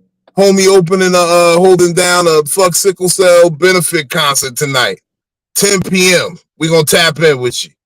Is that Central or Eastern time? I'm hoping it's Eastern time because he lives on the same coast as I do. So if he's on some Central time, he's wild. So 10 p.m. Eastern, 9 Central. What was that? 6 Pacific? No, 7 Pacific? Yeah. Yeah. 2 hours. Yep. Cool. All right. Shout out to the fuck sickle cell benefit concert, man.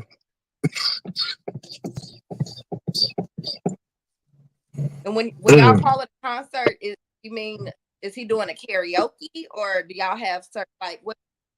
I mean, if he does just don't let him rap. If he raps, I don't know what I'm gonna do if he starts rapping. I'm gonna yeah, that's what I'm gonna do. I'm gonna challenge him to a battle, 8 Mile style. Well, you know he got some stuff written. So do I. Okay. I got it. Oh man, look. You might even get me to go live from my page tonight. Are you gonna do the fuck bitch? Bitch, you no, bitch, you bitch.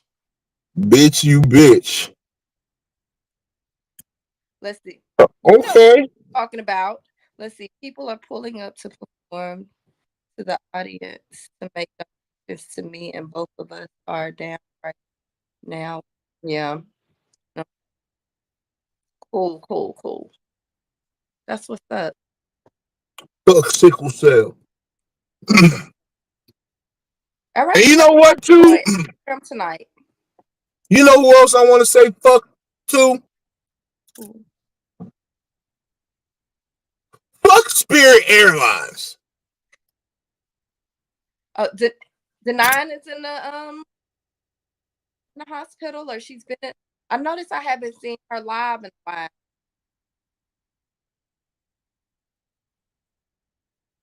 Man, look, we want all y'all to get better, man. We gotta figure this out. I remember back in my real heavy trap days when I was just coming up for real. This dude I was getting money with, his brother had sickle cell, and I used to see how they would go through it. Like, it'd be crazy. And me and him fell out long time ago, so we ain't even a thing or nothing. But his brother was always a cool nigga. Like that be the shit when you be out here hustling in the streets. Like, you be doing business with niggas, they turn out to be fuck niggas, but they people be good people, but you still can't fuck with them because they related to a fuck nigga.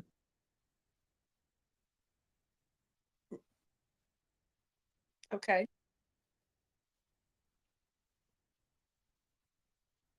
What is up with this evil tilt down moment you just had? Were you reading the comments?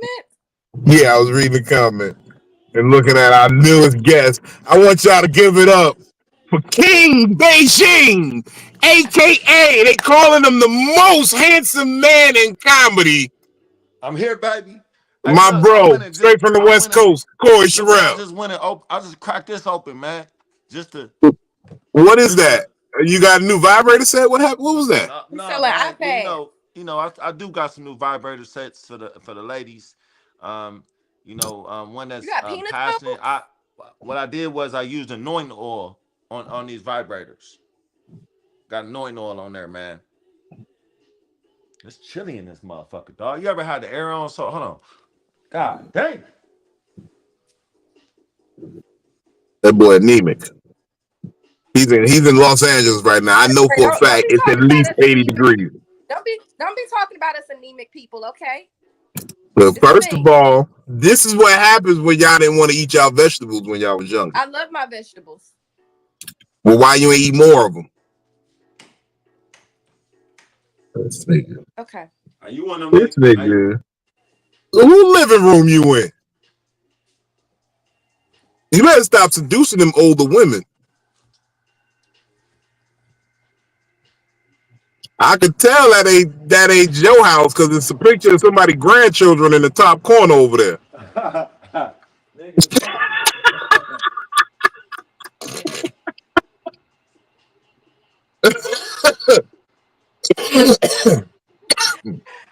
gosh.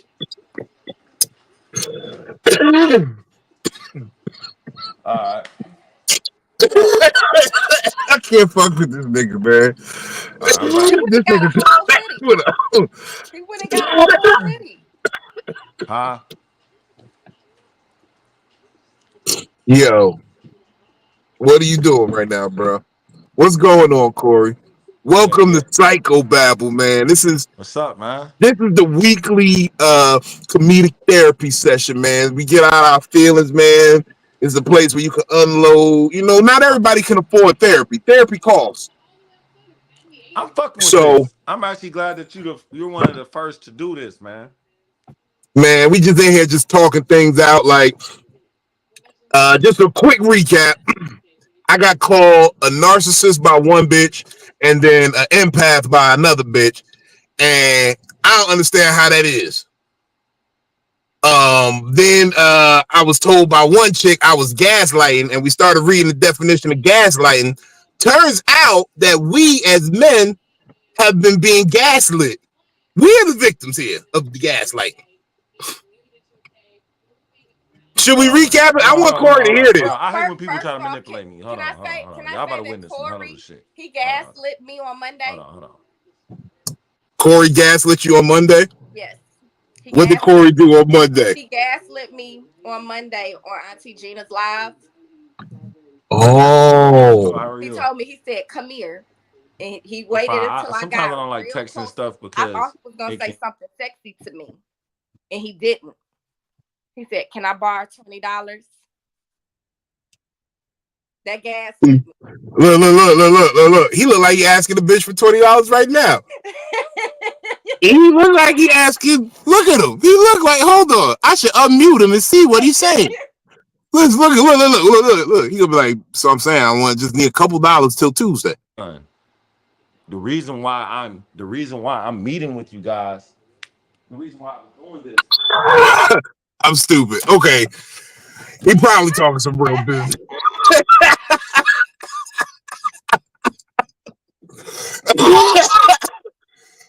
This is why I don't be smoking weed. With you guys is because I need a loan. I need a loan, okay?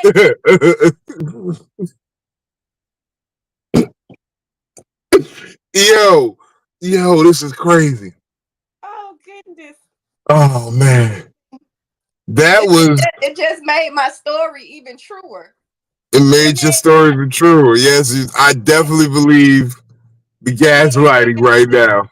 I thought he was gonna say something sexy to me, but no, I didn't. But instead, he asked me for some money. That's a crazy tactic I've never tried before with a woman. Yeah, ain't nobody ever tried. Look sexy at her and then act like you about to say something real smooth and ask for the money. Like he rubbed his hands together like Birdman. He licked his lips like LL. He said, and then he whispered. He said, "Come here." And so I scooted up closer, and then he was like, "Closer," and he was whispering. He said, "Closer, closer." And as soon as I got my face up to the camera, "Can I borrow $20?" And Auntie Gina kicked him out.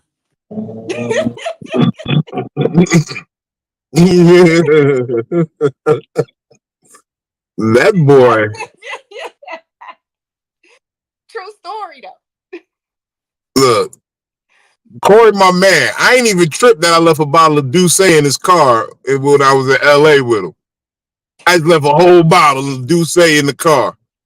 He's like, that's why I fuck with a nigga like Vino. Nigga leave a bottle of Douce in the car. He done pulled off with a chick in front of the club and everything with the bottle of Douce. He probably was stunting with that bottle of Douce. He was like, yeah, sipping a little something on the way. And my man, yeah, he was the one that closed the show.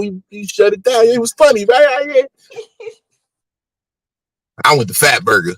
That's how I was rewarding myself in LA. After a good show, I go to Fat Burger. Damn, we need a Fat Burger on the East Coast.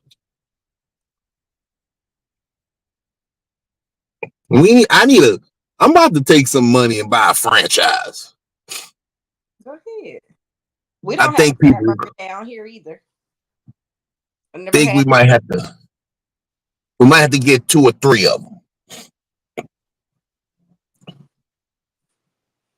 them. Some of those franchises don't allow you to just buy one store at a time. Yeah. White Castle like that. Yeah.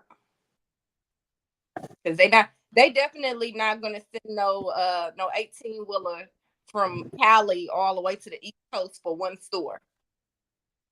Mm-hmm. Had to open like 5 of them bitches. Yeah. So no. Hello, Gaslighter. You're muted. Oh, I got to unmute him. I had to hold on. I had you muted for a second because I didn't want to hear your conversation. So it's you. I'm telling y'all this. No, we had you muted for a second because we ain't want to hear you ask that lady for that money. Bro, I gotta tell my mans like, dog, don't tell nobody else I'm connected down here, dog. This girl hit me. You know what killed me? this is the message that killed me, bro. This right here. You gotta turn the music off for this. Okay, Corey. Hold on. Hold on. Because we don't want nobody borrowing this. We gotta get your music right. We gotta get your music right. Y'all turn on something angry sounding. Angry sounding? Oh, you wanna go angry sounding? Okay. Yeah, because he angry right now. You didn't see the passion in his face when he was talking. Bro. What she say, dog? She said, "Oh, Corey, no worries.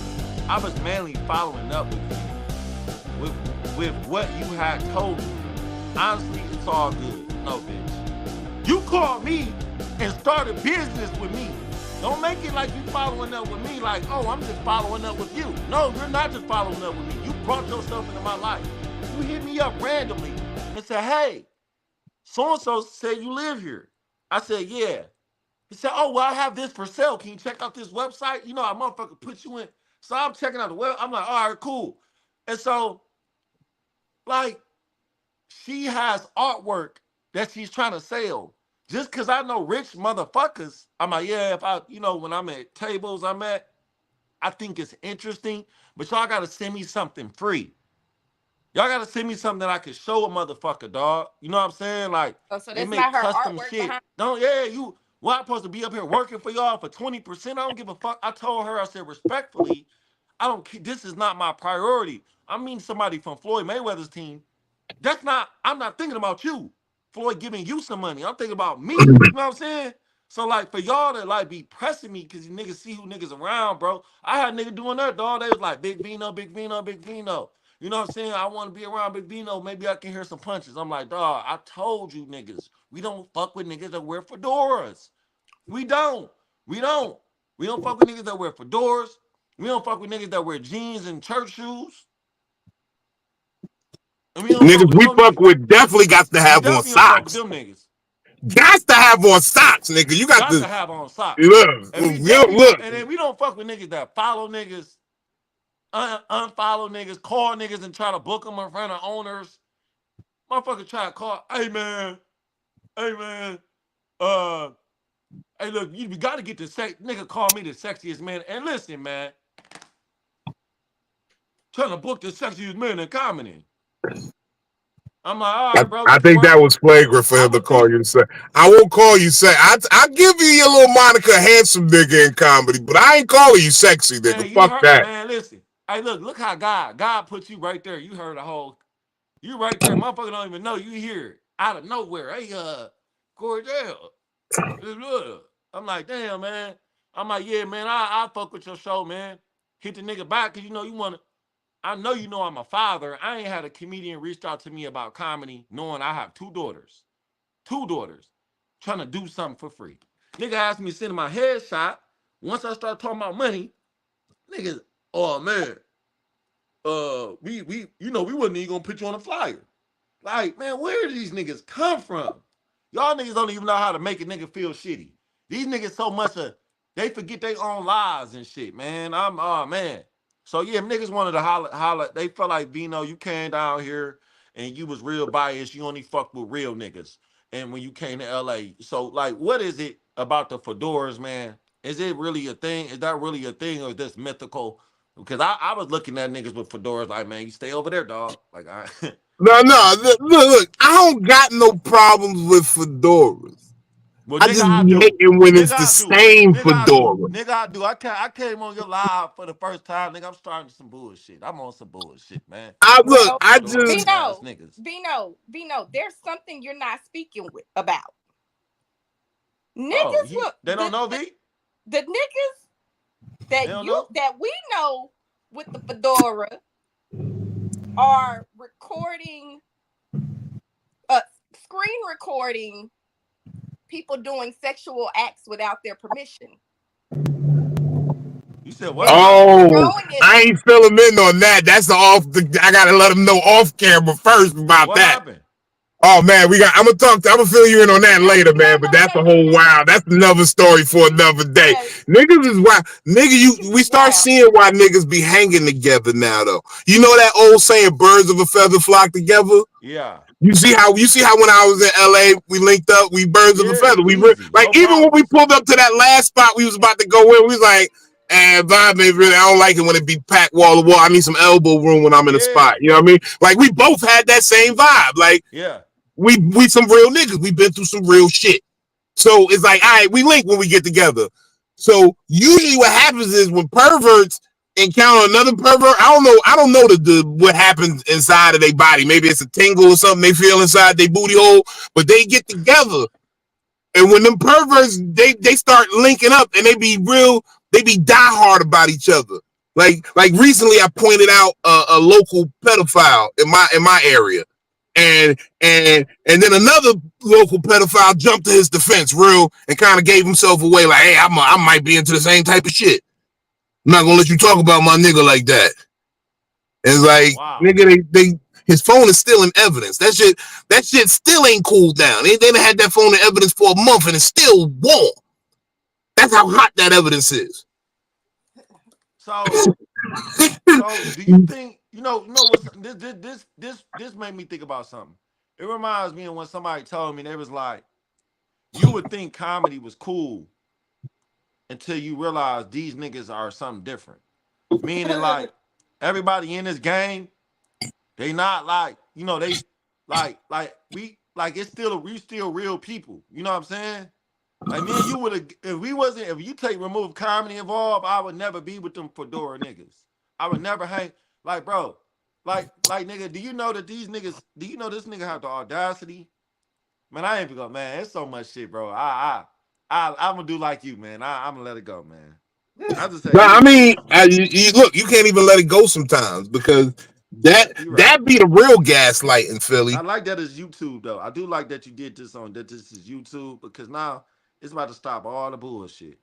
Bruh, I could Nigga do can't so much block more this. on YouTube, man. Nigga can't block this. Blocking our pages because niggas be Because, lying. nigga, we can have more people up here. We can go as long as we want. I'm an hour and 40 minutes into this live right now. Yeah. Yeah, I'm fucking with it, man. I'm fucking with your live. Yo, this right here, dog. Yeah, Thank you this for is where sending me Fat this shit. Nigga Friday happens now, too, man. Spread the Oh shit, word. man. We, Man, we, we do Fat Nigga Friday from here, too. oh, this is dope. And I can use my tablet. I don't gotta use you know what I'm saying? You can use your Yeah, tablet. yeah. We outside. This is the new wave. We gonna leave our IG shit alone. I could broadcast this to IG, but they're just gonna try to flag it and knock it down. So I'd rather just tell everybody hit the link and come over here to IG, and then boom. I know my homeboy be getting bad reviews, man. This is the second time this nigga I'd have got a tour with somebody that he's introduced me to, bro. I don't understand salespeople, dog. Don't introduce me to no more people, my nigga. Yeah, you gotta watch who you let people introduce you to. I Yeah, learned that man. a long I be time seeing the ago. little angles. Like I block people from fake ass angles. That's what it is. If you take a fake angle from me, I don't give a fuck if you could be the coolest motherfucker in the world. The moment that I see you try to work me, fuck you. And he introduced me to some agent. First of all, I'm not no young nigga that's impressionable to where I think that having an agent is everything. The agent told him, send me all his stuff. Sent her my actor stuff, sent her my headshot. I sent her, all the shit you send a motherfucker, right? When I got on the phone, the motherfucker, guess what they asked me? Do you have your headshot? Do you have your resume? What have you done? I said, listen here, man. You using a shelf, you're not gonna shelve me, dog. If you can't take 5 minutes to breeze over, I don't give a fuck what you doing. If you can't take 30 seconds to breeze over something, then why the fuck are we talking, man? He's like, Quick Corey, don't quote. do that, man. That was one of my connections. I'm like, man, well, tell motherfucker they gotta know who they calling, bro. You supposed to tell a motherfucker, hey, this Corey Sherrill, he's passionate. He does stuff for prison reform. He's a comedian, he's an actor. Like, you know what I'm saying? He's a father, so he's hoping that he's a businessman. Like, don't just give a motherfucker my shit like my name is. Like I'm a square ass nigga that's just going, hey, I'm so happy for the opportunity. Thanks so Like much. you a Have a fedora nigga with yeah, no like man, socks. They don't trying to swear. play you like you ain't got no socks on, son. Bro, I don't right now, but feel me? I'm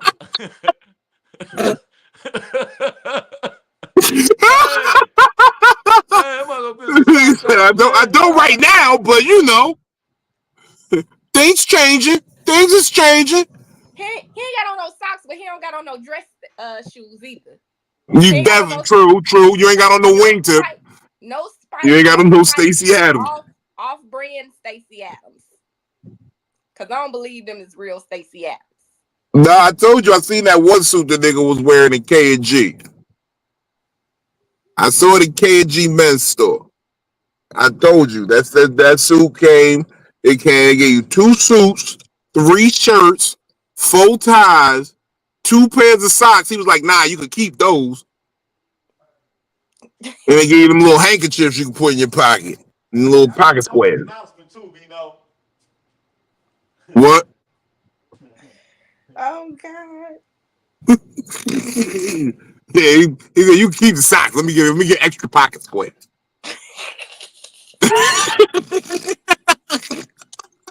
Ain't no more ladies. Ladies, y'all gotta stop acting like if you got a certain job, then it's certain cares you're not supposed to have. Fuck that. If you a stripper, you can't be calling no nigga talking about why you ain't call me last night. You can't be saying shit like that. You can't. Why you ain't like you can't be saying why you ain't keep your word? Like, bitch, why you ain't keep your word? You should have went to school and listened in school and motherfucker like now how you mean me? Man, bro, I did my thing. You know, now Vino, me and this some toxic shit me and Vino do. We go to we not using the word toxic. Vino is not toxic. Oh, that he used to do. This is toxic. Vino, I'm sorry. I don't want to argue with you. I love you, brother. I'm sorry. But look, we the type of niggas that used to go to strip club and we go on a day shift when we know ain't nobody in there. We used to sit there. We be counting out this how we count our money. We be counting our money. We not coming in there to talk to you bitches. Ain't nobody in here for y'all anyway. They been walk over to me when I'm leaving out. She's like, oh my God, you must be some actor or something. I'm like, yeah, I actually am, but I ain't acting much. But yeah, I am. You know what I'm saying? You know? And get my information. Hit me up, said, hey, you want to go do hookah? I'm like, you know what? Why not? I showed up late to let her know and so she can expect for me not to possibly show up. And I told her, I said, look, I may not show up. You a stripper? I may not show up all the time, follow my word, but you know, we cool. So the other night, so after I told her that, 30 minutes later, I didn't keep my word. She hit me up, B, and said, you didn't keep your word with me, I'm done. And then she hit me up the other day and was like, hey, you want to smoke? I'm sorry. This is that. No. I go See, meet up with first her, of B. all, you know you my This young ain't it. I don't let my Padawan. plan. I meet up with her. After I met up with her, you know what I did? I let her talk about all this stuff. I looked her dead in her face. I said, look, I don't like you anymore. And I said, listen here, sis. We can be cool. Oh And no, she was like, the first nigga that ever called me sis. She was like, bro, about to cry in my car, my nigga. I knew it. I knew the sis got For it. calling her sis. She should have Look, known where she was going. I'm gonna let you know some real shit, bro. All right. All right, B. As my young brother, you know, this is where you fucked up first. First place you fucked up is that she smoked hookah. You should have been left that alone. Okay? Any chick that smoke hookah, that's a red flag. I Hookah, forgot. hookah fuck up your pH balance, ladies. Okay? So all that mint lime julep hookah you huffing and the cherry pineapples, that shit got your motherfucking pussy tasting like dumpster juice. Okay? And dry. It's over. Okay? Your second mistake is you believed her when she spoke. Okay? That's where you fucked up completely. Third, you should have never even let her in your car again. Like, once I've determined that I don't like this bitch, I never let her in my shit ever Bro, I again. pulled up to tell her I didn't like her. No, it'd have been a drive to pass her a I note out literally the did. window, like, I No, pulled up. I he wanted did to. the right thing. I like to tell. That's my toxic trait. I like to look at a woman bad, and why she all over me like, oh my God, Corey, you can't even see. I'm like, I you need to talk playing to a you about dangerous something. game. Next time, pull I up need in to an talk to you Uber about and do it. something. And she be like, what? I'm like, I don't think that me and you we equally yoked. I don't think we for each other. but I want to be your friend. I think we could be friends, and that's cool for us to be friends. Like you, I'm like, she's like friends. I'm like, she's like, damn, I want to fuck you. I'm like, no, you sis now. You When see, I did that, that's where bro. that was your When I did final that, bro, mistake. she went all the way in her little. She went in That's the where little. your I'm like, final hey, mistake is. stop. That's where your final Because why mistake was. he didn't do anything wrong. He said He he looked did. He tried to no, be this no, bitch because friend afterwards. I never Once you smashed. I realize you never don't like no, this smashed. because what person like he that, I never, hey, leave. bro, I never smashed. I never smashed. But once you realize you don't like her like that, leave her alone. She a baddie that I'm on. See, but now you can fuck her, No, I don't want to fuck her. I don't fuck baddies no more. huh? I don't fuck baddies no more. I don't look. I leave these hoes alone, man. I'm celibate. I've given up. I Hey, have. Vito. I'm Hey, giving up. you know he don't I'm like. not. Hey, and you know this nigga don't. He don't never say nothing that's controversial. So this shit is funny. I'm giving up. No, I'm giving up on women. And look, Hold on, let me I don't see. got time for it, man. Just to be truthful and honest, my head hurt thinking about how to try to motherfucking make it work with women.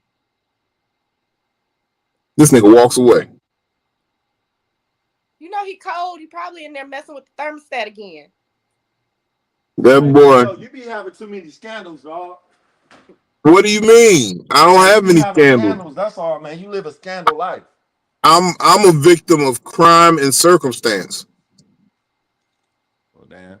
But I feel like just like it ain't even worth it. Like, I ain't ran into a woman yet that's worth like really. I hate to use this phrase, but this nigga Corey Holcomb said it perfectly. Putting up on the pedestal, the holding above all others. You know what I'm saying? You know how hard that is?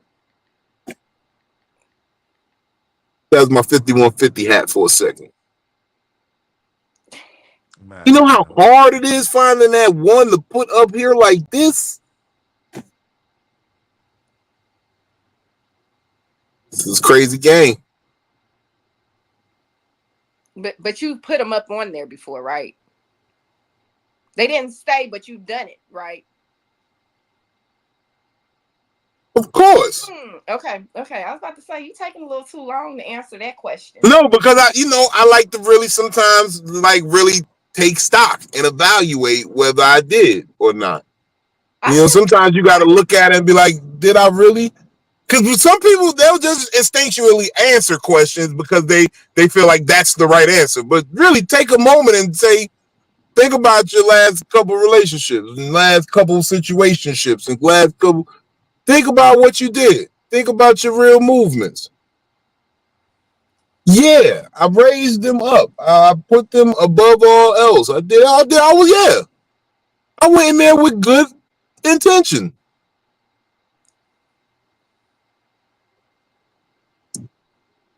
Okay. I think you did. I believe you. But I want to know, why do you keep on giving these young men bad advice? This is the second Because person. that's when I was winning. Okay, when I was fucked up out here, I was winning. See, I I can't was I winning. can't Corey, him. you've been out here wilding before, fucking up in the streets. You was winning then, Yeah, wasn't I you? ain't had no turmoils. I ain't had no bad. But see, It was fun. he's not losing right now. So he done sit up there and told this lady, this girl to her face, I don't like you no more. What's wrong with that? And I'm just telling him where he messed up, where he should have kept So it how was that He a a let me bad little know he more, going to the where he root because should of. have He kept going it to a the little root of more it. narcissistic and said, I don't think we should talk anymore. I don't want to be your friend. Like, I'm just sorry. Like, Philly, you are an exception to the rule. But okay. I do not believe in female friends. I I believe that felt, it's hey, just bro. I see. All right, now I have had some women friends. I have. And that's because I told her, I was like, I cut chicks off. They do one thing wrong, I cut them off. They don't even know they be cut off sometimes. You calling me, so I gotta cut you off because obviously you don't know that this is a fragment. So I'm gonna pull up because like you black, you a black sister, you Mm-hmm. cool. I ain't tripping on you. It just ain't what I want. You ain't what I want at all. One thing, she's like, what's the last thing a girl did? I said, this girl sneezed on her hand. Cut her off. Instead of sneezing in her elbow? Exactly. I don't want that. You wear shoes in your house? You wear shoes in your house? I ain't fucking with you. If a girl walk in my crib and she could walk in my shit with her shoes on through her house and her back, you nasty. You done been all outside and you walking in your house with your shoes on? Stop that shit. People looking at that's an issue. You brought outside, inside, man. I wish a nigga would. The fuck is the point of having a home? You might as well be homeless outside. That's why you might as well be. You say the bitch is a heathen. You say this bitch is a heathen. A heathen. I ain't heard that word since. First. Before I walk in their house, I'll be like, do I need to keep my shoes on or I need to take them off? I'm just being honest. I'm petty like that. That because this is the year. Because those be the same girls that have fucked up traits and other shit. And then I'm like, damn, I ain't fucking with her no more. So now that I cut shit off, I cut the respect. If you don't got a good credit score, I'll cut you off. If you don't got a car, I'll cut you off. Like, you should be worried about a car, not a nigga. Go get an investment job for 3 months and buy a car. You know the crazy part is? Just being honest. That's my opinion. That's how I know I've grown as a man too, because I used to love a helpless hoe. Me too. That's why I used to hang out at Walmart all the time, bro. And holler at Walmart bitches. The bitches that walk up there. So, you know what I'm saying, man? I used to love a helpless hoe.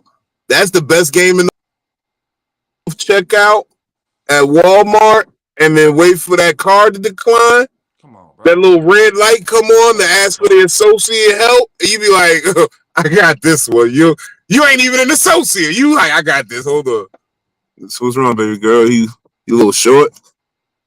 Come on, man. You know, you ain't even got to put nothing back. You ain't got to put nothing back. What you? How short is you? And that's a perfect game. I used to love a helpless hoe. Baby over there crying like, no, give him a Reese's, man. Give him a Reese's cup. He gonna come. You know, Reese's cup, man. She like, right, so look, I'm gonna come over a little later, make sure everything all right. Milk with that $2. Yeah. You say thank you to him because he could have literally. She like, you know what? I'm about to put this Snickers back and get some milk. You be like, dang. You like, no, you just look. Hit me when you get home. Let me know what you need. If you need a little extra. Them used to be the days. Them used to, especially, and that shit go hard around Thanksgiving. Oh, come on. And like, if any time after the 15th of December, and after the 15th of December, you be in Walmart that whole week. Hey, bro, them whole week leading up to Christmas. I go to Popeyes, fast food restaurants. I just kind of stake out. I go to a place where it's a whole bunch of them sitting in my car, and when I sit in my car, I'm looking for baddies that's going to go get takeout. And I be like, one time this girl was walking with her nigga. I moved that nigga out the way. I'm like, baby, you don't got to eat this shit. You don't got to eat this. My family that made everything. Turkey, macaroni, and cheese. Vegan macaroni and cheese. I start naming everything, man. Like, come on, rescue him, you know? You ever had a man rescue you, Philly? Philly don't need no damn rescue. Shit, you was like, damn, this nigga just rescued me from this whole ass nigga. Come on, man. Everybody done had that once, man. Man, look, Philly don't do that. Philly's the upstanding young lady. She'll be abusing niggas. Except for that one time she pulled that pistol on that nigga in Memphis. But we don't talk about that too much.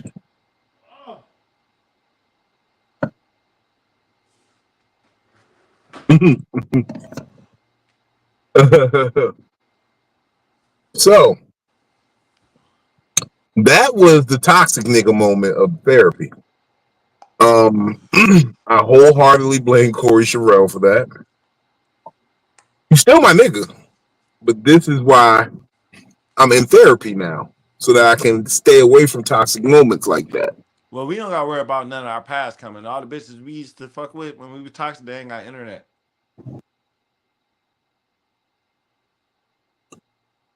She like, this nigga is stupid. Philly, we can't hear you. Oh, she at work. She probably is. What's your next show, man? I got a show at the ice box, the ice house. I seen that you with the big homie Sling. Tell him I said what up though.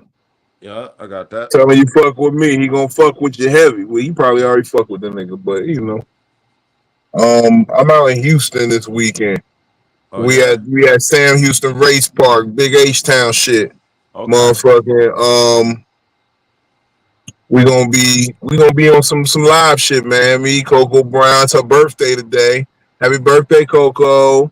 Happy Birthday, birthday, So we Coco. Coco. turned up. We turned up all weekend for her birthday at Sam Houston Race Park. So if y'all want to come out there and celebrate with us, man, we tearing shit up this weekend. One show Friday, two shows Saturday. But if y'all buy them out, they'll put a second show up Friday. We'll be out there for two shows Friday, two shows Saturday. So get them tickets, SamHoustonRacePark.com, SHRP.com.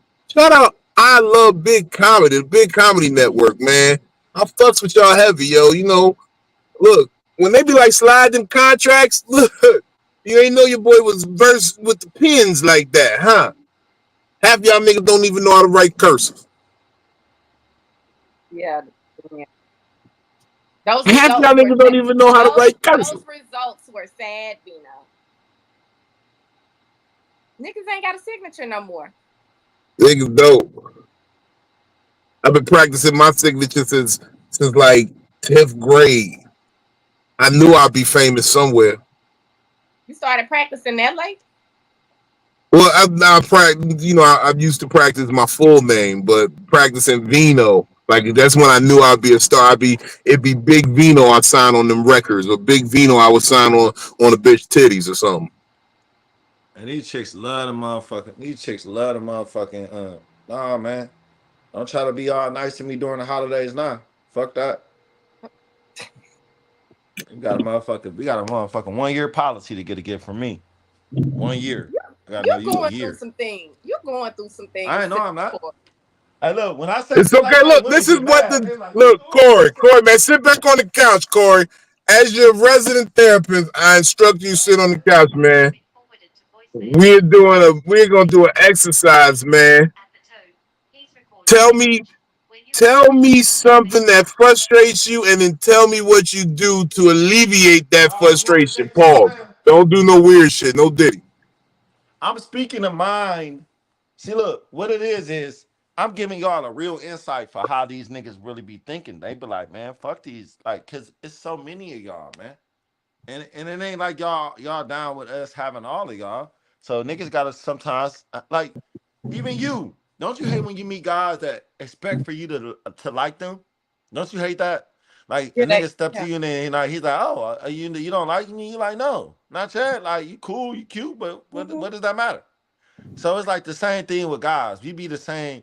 Like when you get around enough guys like me and Vino, see how Vino earlier, he was like, man, I'm done with fucker right now. I'm not even focused on that. You notice that not one time I detest that. Because when you a guy of value, your values is so much everything. Physicality and connection, like you gotta have connection, a real connection to outlives physicality. Physicality is Yeah, I only gotta a like small talking to fraction you. to it. You know what I'm saying? Like, it's a small I fraction gotta why you like fuck with me. talking to Like, you. huh? No, I said I gotta like You gotta talking to change the you. music, Vino. You gotta change the music, Vino. I can't hear you. I said I like to like I gotta like talking to you. Yeah. Even if we fuck for 2 hours, that's still a 2 hour every time. It's a small fragment to the other shit I'm we gonna be doing with each other.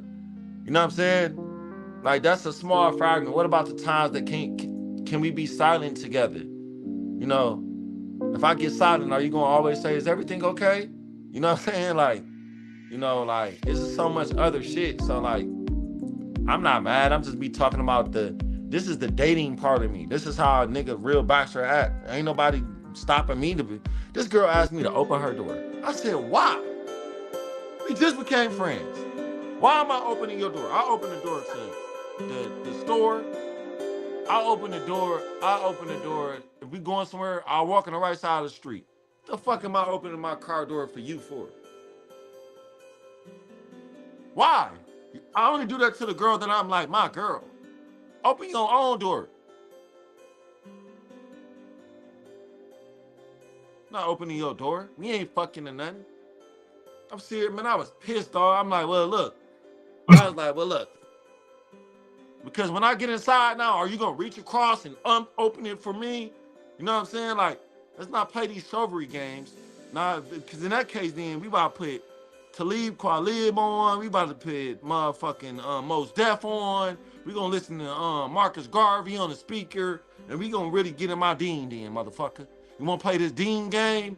This like literally, man, like, bro. So I waited till I broke this chick down.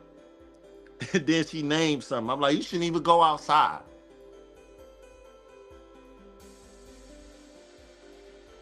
Okay. I told her she shouldn't go outside, Vino. She talking about some shit recently happened to my credit or whatever, and I gotta call them. I'm like, when this happened? She said, oh, a few months ago.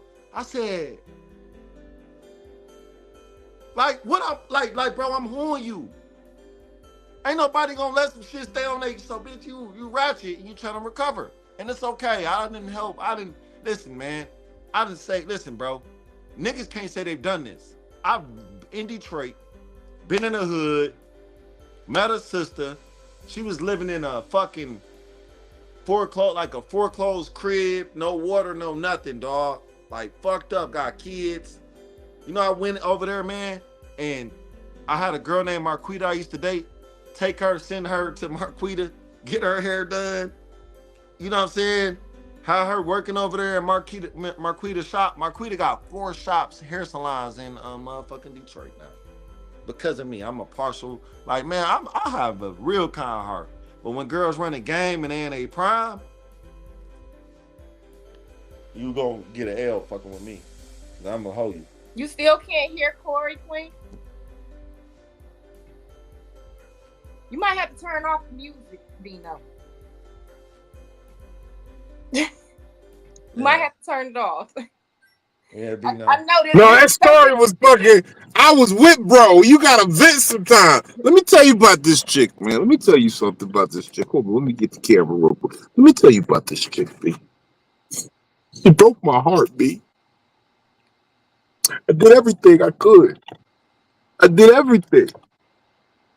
Everything, B. No, I'm kidding. Anyway.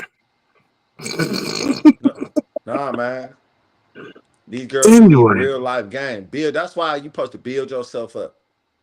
Build yourself up. So that way when you do like somebody, you can be a better man. Chick talking about open my door. Like what? Now I do expect if you a dude that hang out around me, it doesn't matter if we smash, you're gonna open my doors. I'm a lady. Bro, let me say this. Want me to tell you why we don't do this, V? Hey V, what happens if your girl catch you opening another door for another girl getting in your car? Like, I don't want to be close to no, like, women. You see, that's why I cut those types of situations off. That's why I cut those types of situations off. Like, I ain't opening the door for you, man. I wish we had God. I hope God judge all you ladies that's listening to this. That's like, oh, niggas open the door for me every time. No, they don't. No, they don't. Girls don't wear Daniel down. They don't even know what that is. Bitches be fucking niggas raw without seeing motherfucking resorts. And they trust his honest eyes. Like, it be a lot of fuckery going on out here.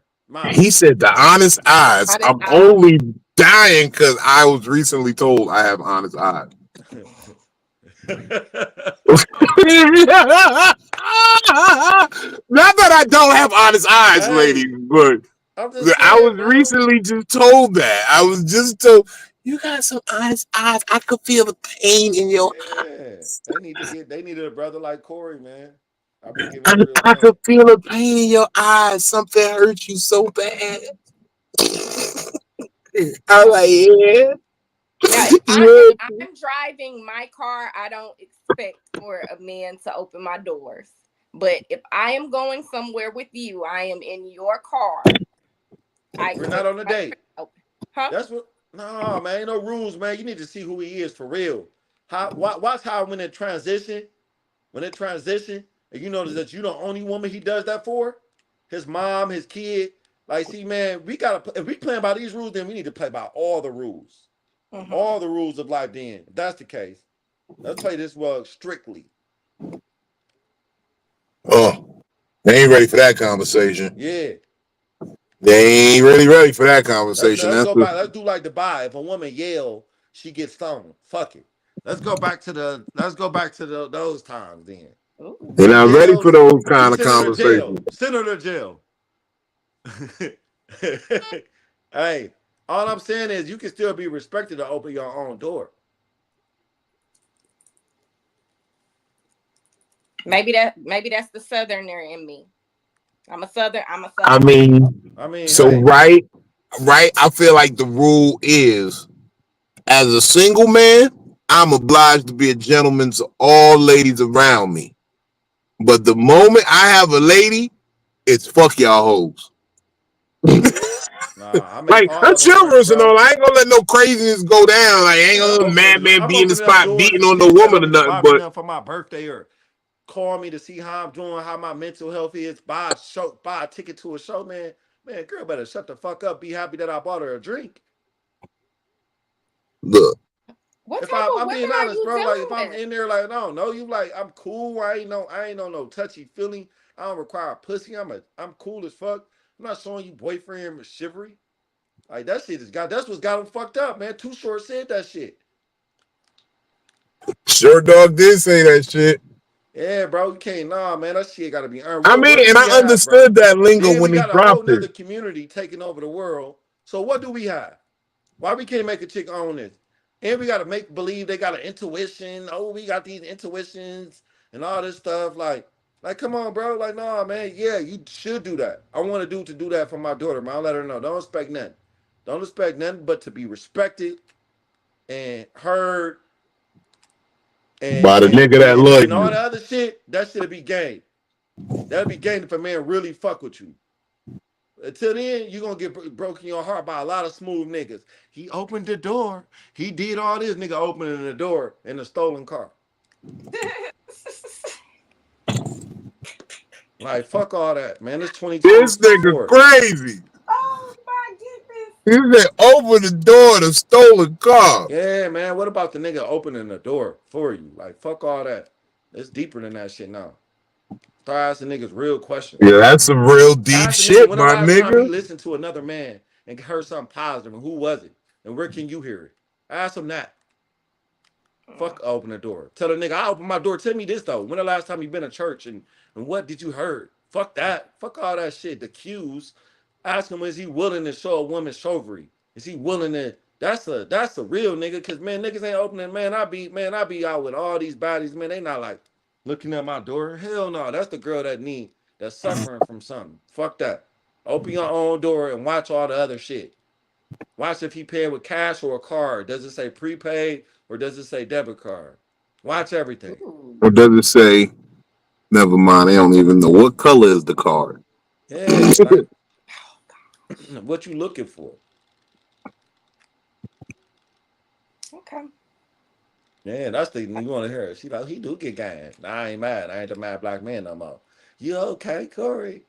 I'm always nice, but I'm a revolutionary. Auntie No, Philly I don't feel never. you. I feel you on that shit, but that's why I said, it's a, if I'm single, I extend a level of chivalry to women. My boy was arguing with me about this all day. He's like, nigga, she was bad. You ain't gonna open that mouth. No, I don't give a fuck. But I do feel you on that aspect Like, because why am I you opening? know Why I what? might I meet feel like the a game girl is that I fucked really up like in there because, while I'm opening the door for her. For what? yeah, no, but what I'm saying is I do feel like sometimes women need to understand how much as black men, we understand how much the world hates us, so we appreciate when someone really love us. You That's dig what it. I'm saying? Yes. If they really understood the level of danger, motherfucking hurt, what the world really truly they understand it, but they don't really understand the level. I Yes, remember and I it's got a little okay. cousin. I got a It's little cousin. okay. She didn't understand that They some don't when they people, hear men boundaries, they think we're attacking them. yeah. You know what I'm saying? Like, no, I'm okay. Just like y'all be okay when y'all have boundaries. You ain't never had a nigga just take you home, take you on a date, take you home, then feel like he supposed to be able to come in your house. Like, no. Yeah. Like, you know what I'm saying? Everybody got their boundaries. Like, men can have boundaries too that ain't like there hasn't been Absolutely. emasculated. Like y'all, We have oh, to. We got a rule around here. If you yeah, I say would love that boundaries, you relationship, got to but explain what the boundaries are. yeah, That's I our looked at only her rule teeth. about boundaries. I All I could understand do their brush her teeth. I boundaries. looked at her teeth; they was a little yellow. I'm like, I don't know if I even like her. She could have just missed her whitening that week. Nah, bro, she was a little yellow. But everybody, but Like that's the not point. brush yellow, I'm like taking my. plaque I done got buildup enough yellow. pussy that. Hey, look, V. We didn't got enough pussy that we can take our time. That's what it's about. I can take my time. Oh You ain't gosh. got enough pussy. I'm But kind of that like pussy, Jack Nicholson in The Departed. Sometimes I get pussy just because I was used to getting pussy. I love that LeBron James got his son on the same team as him. I love just black people being the first doing everything, man. Because you know You in a minute love they going nepotism. Shout out to nepotism. right, black nepotism. Hey, that's funny. I'm gonna put that on the shirt. Black nepotism. Hey, because look, man, fuck it. The white man always get down on us on shit, and that's they skill. Hey, that's y'all skill. I ain't no hater. It is what it is, you know. And what I mean by that, like, you know, the black man created the light man created the light bill. You know, them niggas is cold. Tim Dew said, not a stolen car. And opening the door to a stolen car. Open the door in a stolen car with a brick under the seat and the gun on your side. Yeah. That be the part that kill you. Why the gun on my side? Why you? That's how they can grab it faster. You gotta put it under the back. You can grab that bitch quick as hell, pop the shit out of a nigga. But not saying that I would know that, people. That's Yeah, we just don't what know I've heard nothing from about gang those members. things. I'm Now you gotta working say on a new explosives. special, Corey. The names have been changed to protect the guilty. Now that's funny. This guy is cooking. Whoever this is and I'm playing, I'm cooking you on the game, bro. And I'm fucking almost 40 years old. Cooking you. Why you have to throw your age in there? Yeah, that's wild. That made it seem way wilder. Oh, my bad, y'all. I mean, You Don't throw can't your be age. it's a safe a place. 40-year-old Hey, man inside playing video games and live streaming at the same time.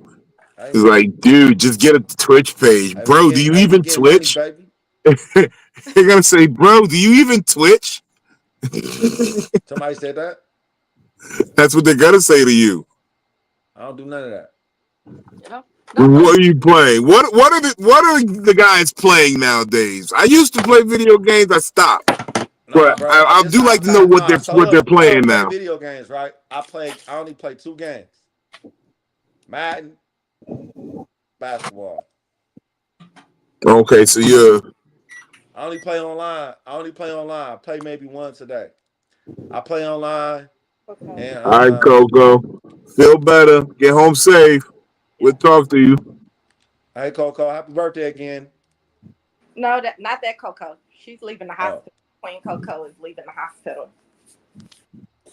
Remember, y'all, they're doing a donation, a benefit concert Buck for Sickle Queen Cell Coco's benefit concert tonight, 10 p.m. Eastern. What's today's date? Oh yeah, today's October 9th, 10 p.m. Eastern. Tap in.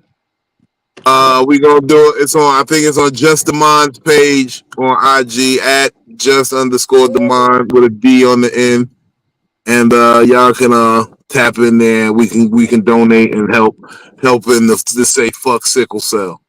Yep. yeah, fuck sickle cell, man. I lost one of my friends to that. I want to. Well, yeah. I'm gonna make sure that I lost Love one you too, spiritually. Coco. Mwah. Can I ask y'all a question? Sure. What's up? Do you believe in astrology? Hmm. Are you talking about the zodiac stuff Yeah, the in zodiac astrology, or like? stuff. Do I believe in it? Do you believe in it? Like how they be saying certain signs should be with other certain signs, and then certain signs do this and certain signs do that. I think I people are don't going. know, man. It's sometimes I be amazed by a lot of this shit. It has some it has some truth in it. Like I see the truth in it, but I feel like it's like fortune tellers. Like Yeah. It's like they It's educated guess. I It's get like that too. It's you like could make fraud. it It's fit real it if you, fraud. Like they ain't gonna tell yeah, you, you yo, could you're gonna make it start fit. making millions of dollars. They ain't gonna tell you that. It's real Yeah, fraud. because I look at signs and they always say, "Oh, you are Aries, you stubborn," and I'm like, "Why I got to be stubborn because I'm an Aries? I can't just be right and just feel like, hey, I'm right. So it is what it is." It's because I was born under a certain moon that I'm stubborn. Now I ain't gonna lie. If I put my dick under certain moonlight, ooh, I could strike down any dragon. You know what I'm Said- that saying? nigga said any dragon, Any not any dragon. dragon. I I believe it to an Damn, extent, that nigga said but I any think that dragon. people But hey, y'all didn't people are catch that going to he just said be any people. dragon. That's wild. You a wild boy. Wild boy. I didn't grow up remembering like, well, what is your sun rising and your moon rising? I I just have, knew that I was a Gemini. That's all I knew. but you know that's very important to that though, right? People Hmm. just don't. They be like, oh, I'm a Leo, nigga. You don't got Leo energy, nigga, because you a motherfucker Pisces. You know what I'm saying? Your sun and your Pisces. Well, I mean, like I said, I didn't grow up knowing about that, so I just knew that I was a Gemini. And then people be like, "Well, you don't act like a Gemini," and I'm like, "Well, how is a Gemini? Well, you're supposed to be two faced. Why am I supposed to be two faced? Be, yeah, man. Well, you know, Why am I supposed to be confused and not be able to make decisions? Why do I have to be an indecisive individual because I'm a Gemini? Because you have to fit the narrative. I don't want to fit the narrative. I want to be me. That's what I'm saying. Maybe I'm not stubborn. Maybe I'm just right all the time. I didn't know that See, y'all were people supposed didn't to think be about that. stubborn. I They thought didn't y'all was think about combative. that.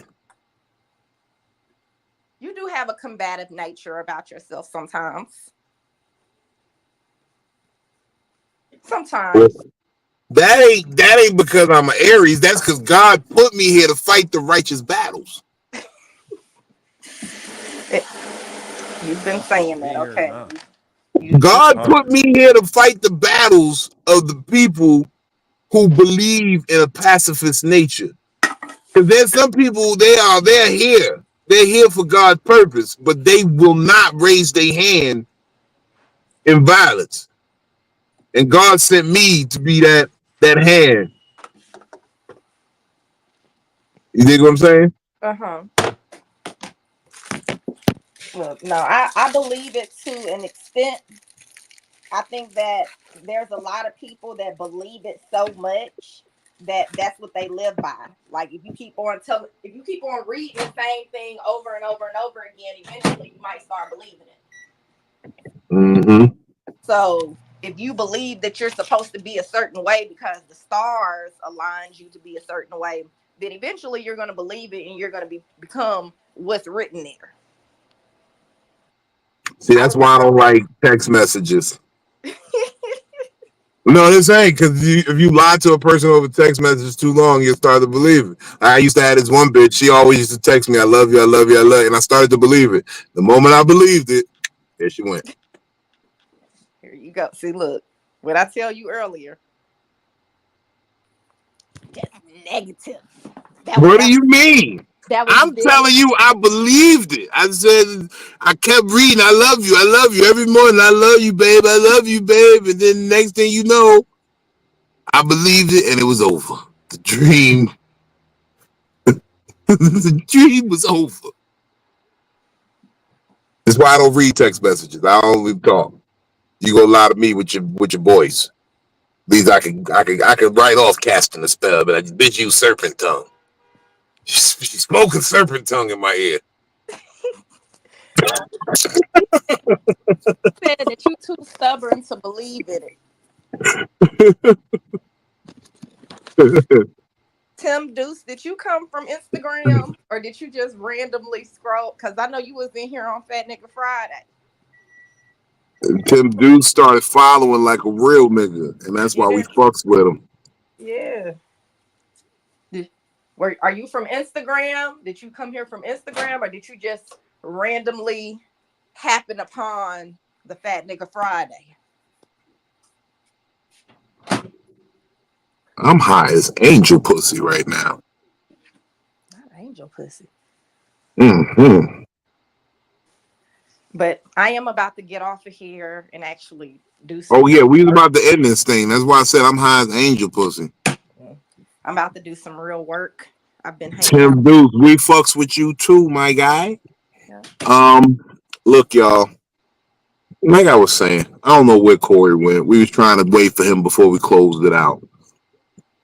But I appreciate y'all for tapping in on my Psycho-Babble. It goes a lot of places. These conversations tend to do that. They go a lot of places, mainly because I'm a pot smoker with ADHD, and secondly because that's how good organic conversations come. Just a few tips for the week, help you get through it. Don't be a narcissist unless you need to be. There are moments you can be a narcissist, but don't be it all the time. Fellas, Narcissism. It's okay to have traits of narcissism. traits of narcissism. Fellas, if she gaslights you, do not let her use the phrase gaslight while wearing a wig. She cannot say you're gaslighting if she's wearing a wig and makeup. If she brings up that phrase, hit her with a cup of hot soapy water in her face real fast.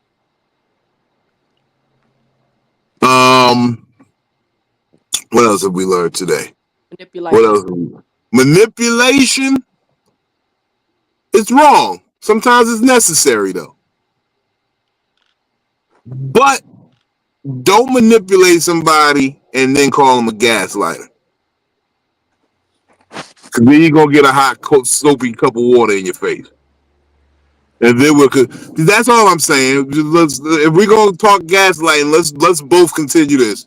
Remember what I said, fellas. You look at her directly and say, gaslighting. On the count of three, everybody take everything off. 1, 2, 3. And then take off your hat, make her take off her wig.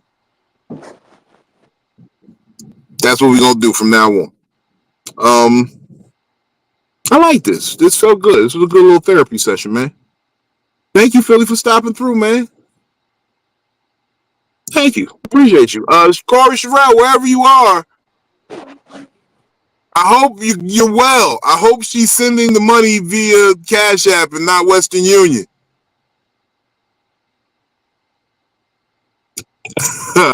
My name is Big Vino. Again, October 11th, 12th, I'll be in Houston. We're outside Sam Houston Race Park with Coco Brown. Happy birthday, Coco. It's her birthday weekend, so we out there heavy. October 11th and 12th, Sam Houston Race Park, Houston, Texas. Big H-Town shit. And then the day after that, Sunday, October 13th, I'll be in Philadelphia, Pennsylvania. My man JJ, my man Moat Williams, they got the We Ain't Done Wildin' Yet tour. We'll be at Helium. Sunday, October 13th. I'm PBL out there, man. And always, Peabody's Comedy Brunch. Check for us, man. Next one's October 20th. Oh, Mope was going to fuck with that one, too. Now we outside. Come fuck with us heavy. Always remember, smoke weed when you wake up and get your day high hopes. Peace.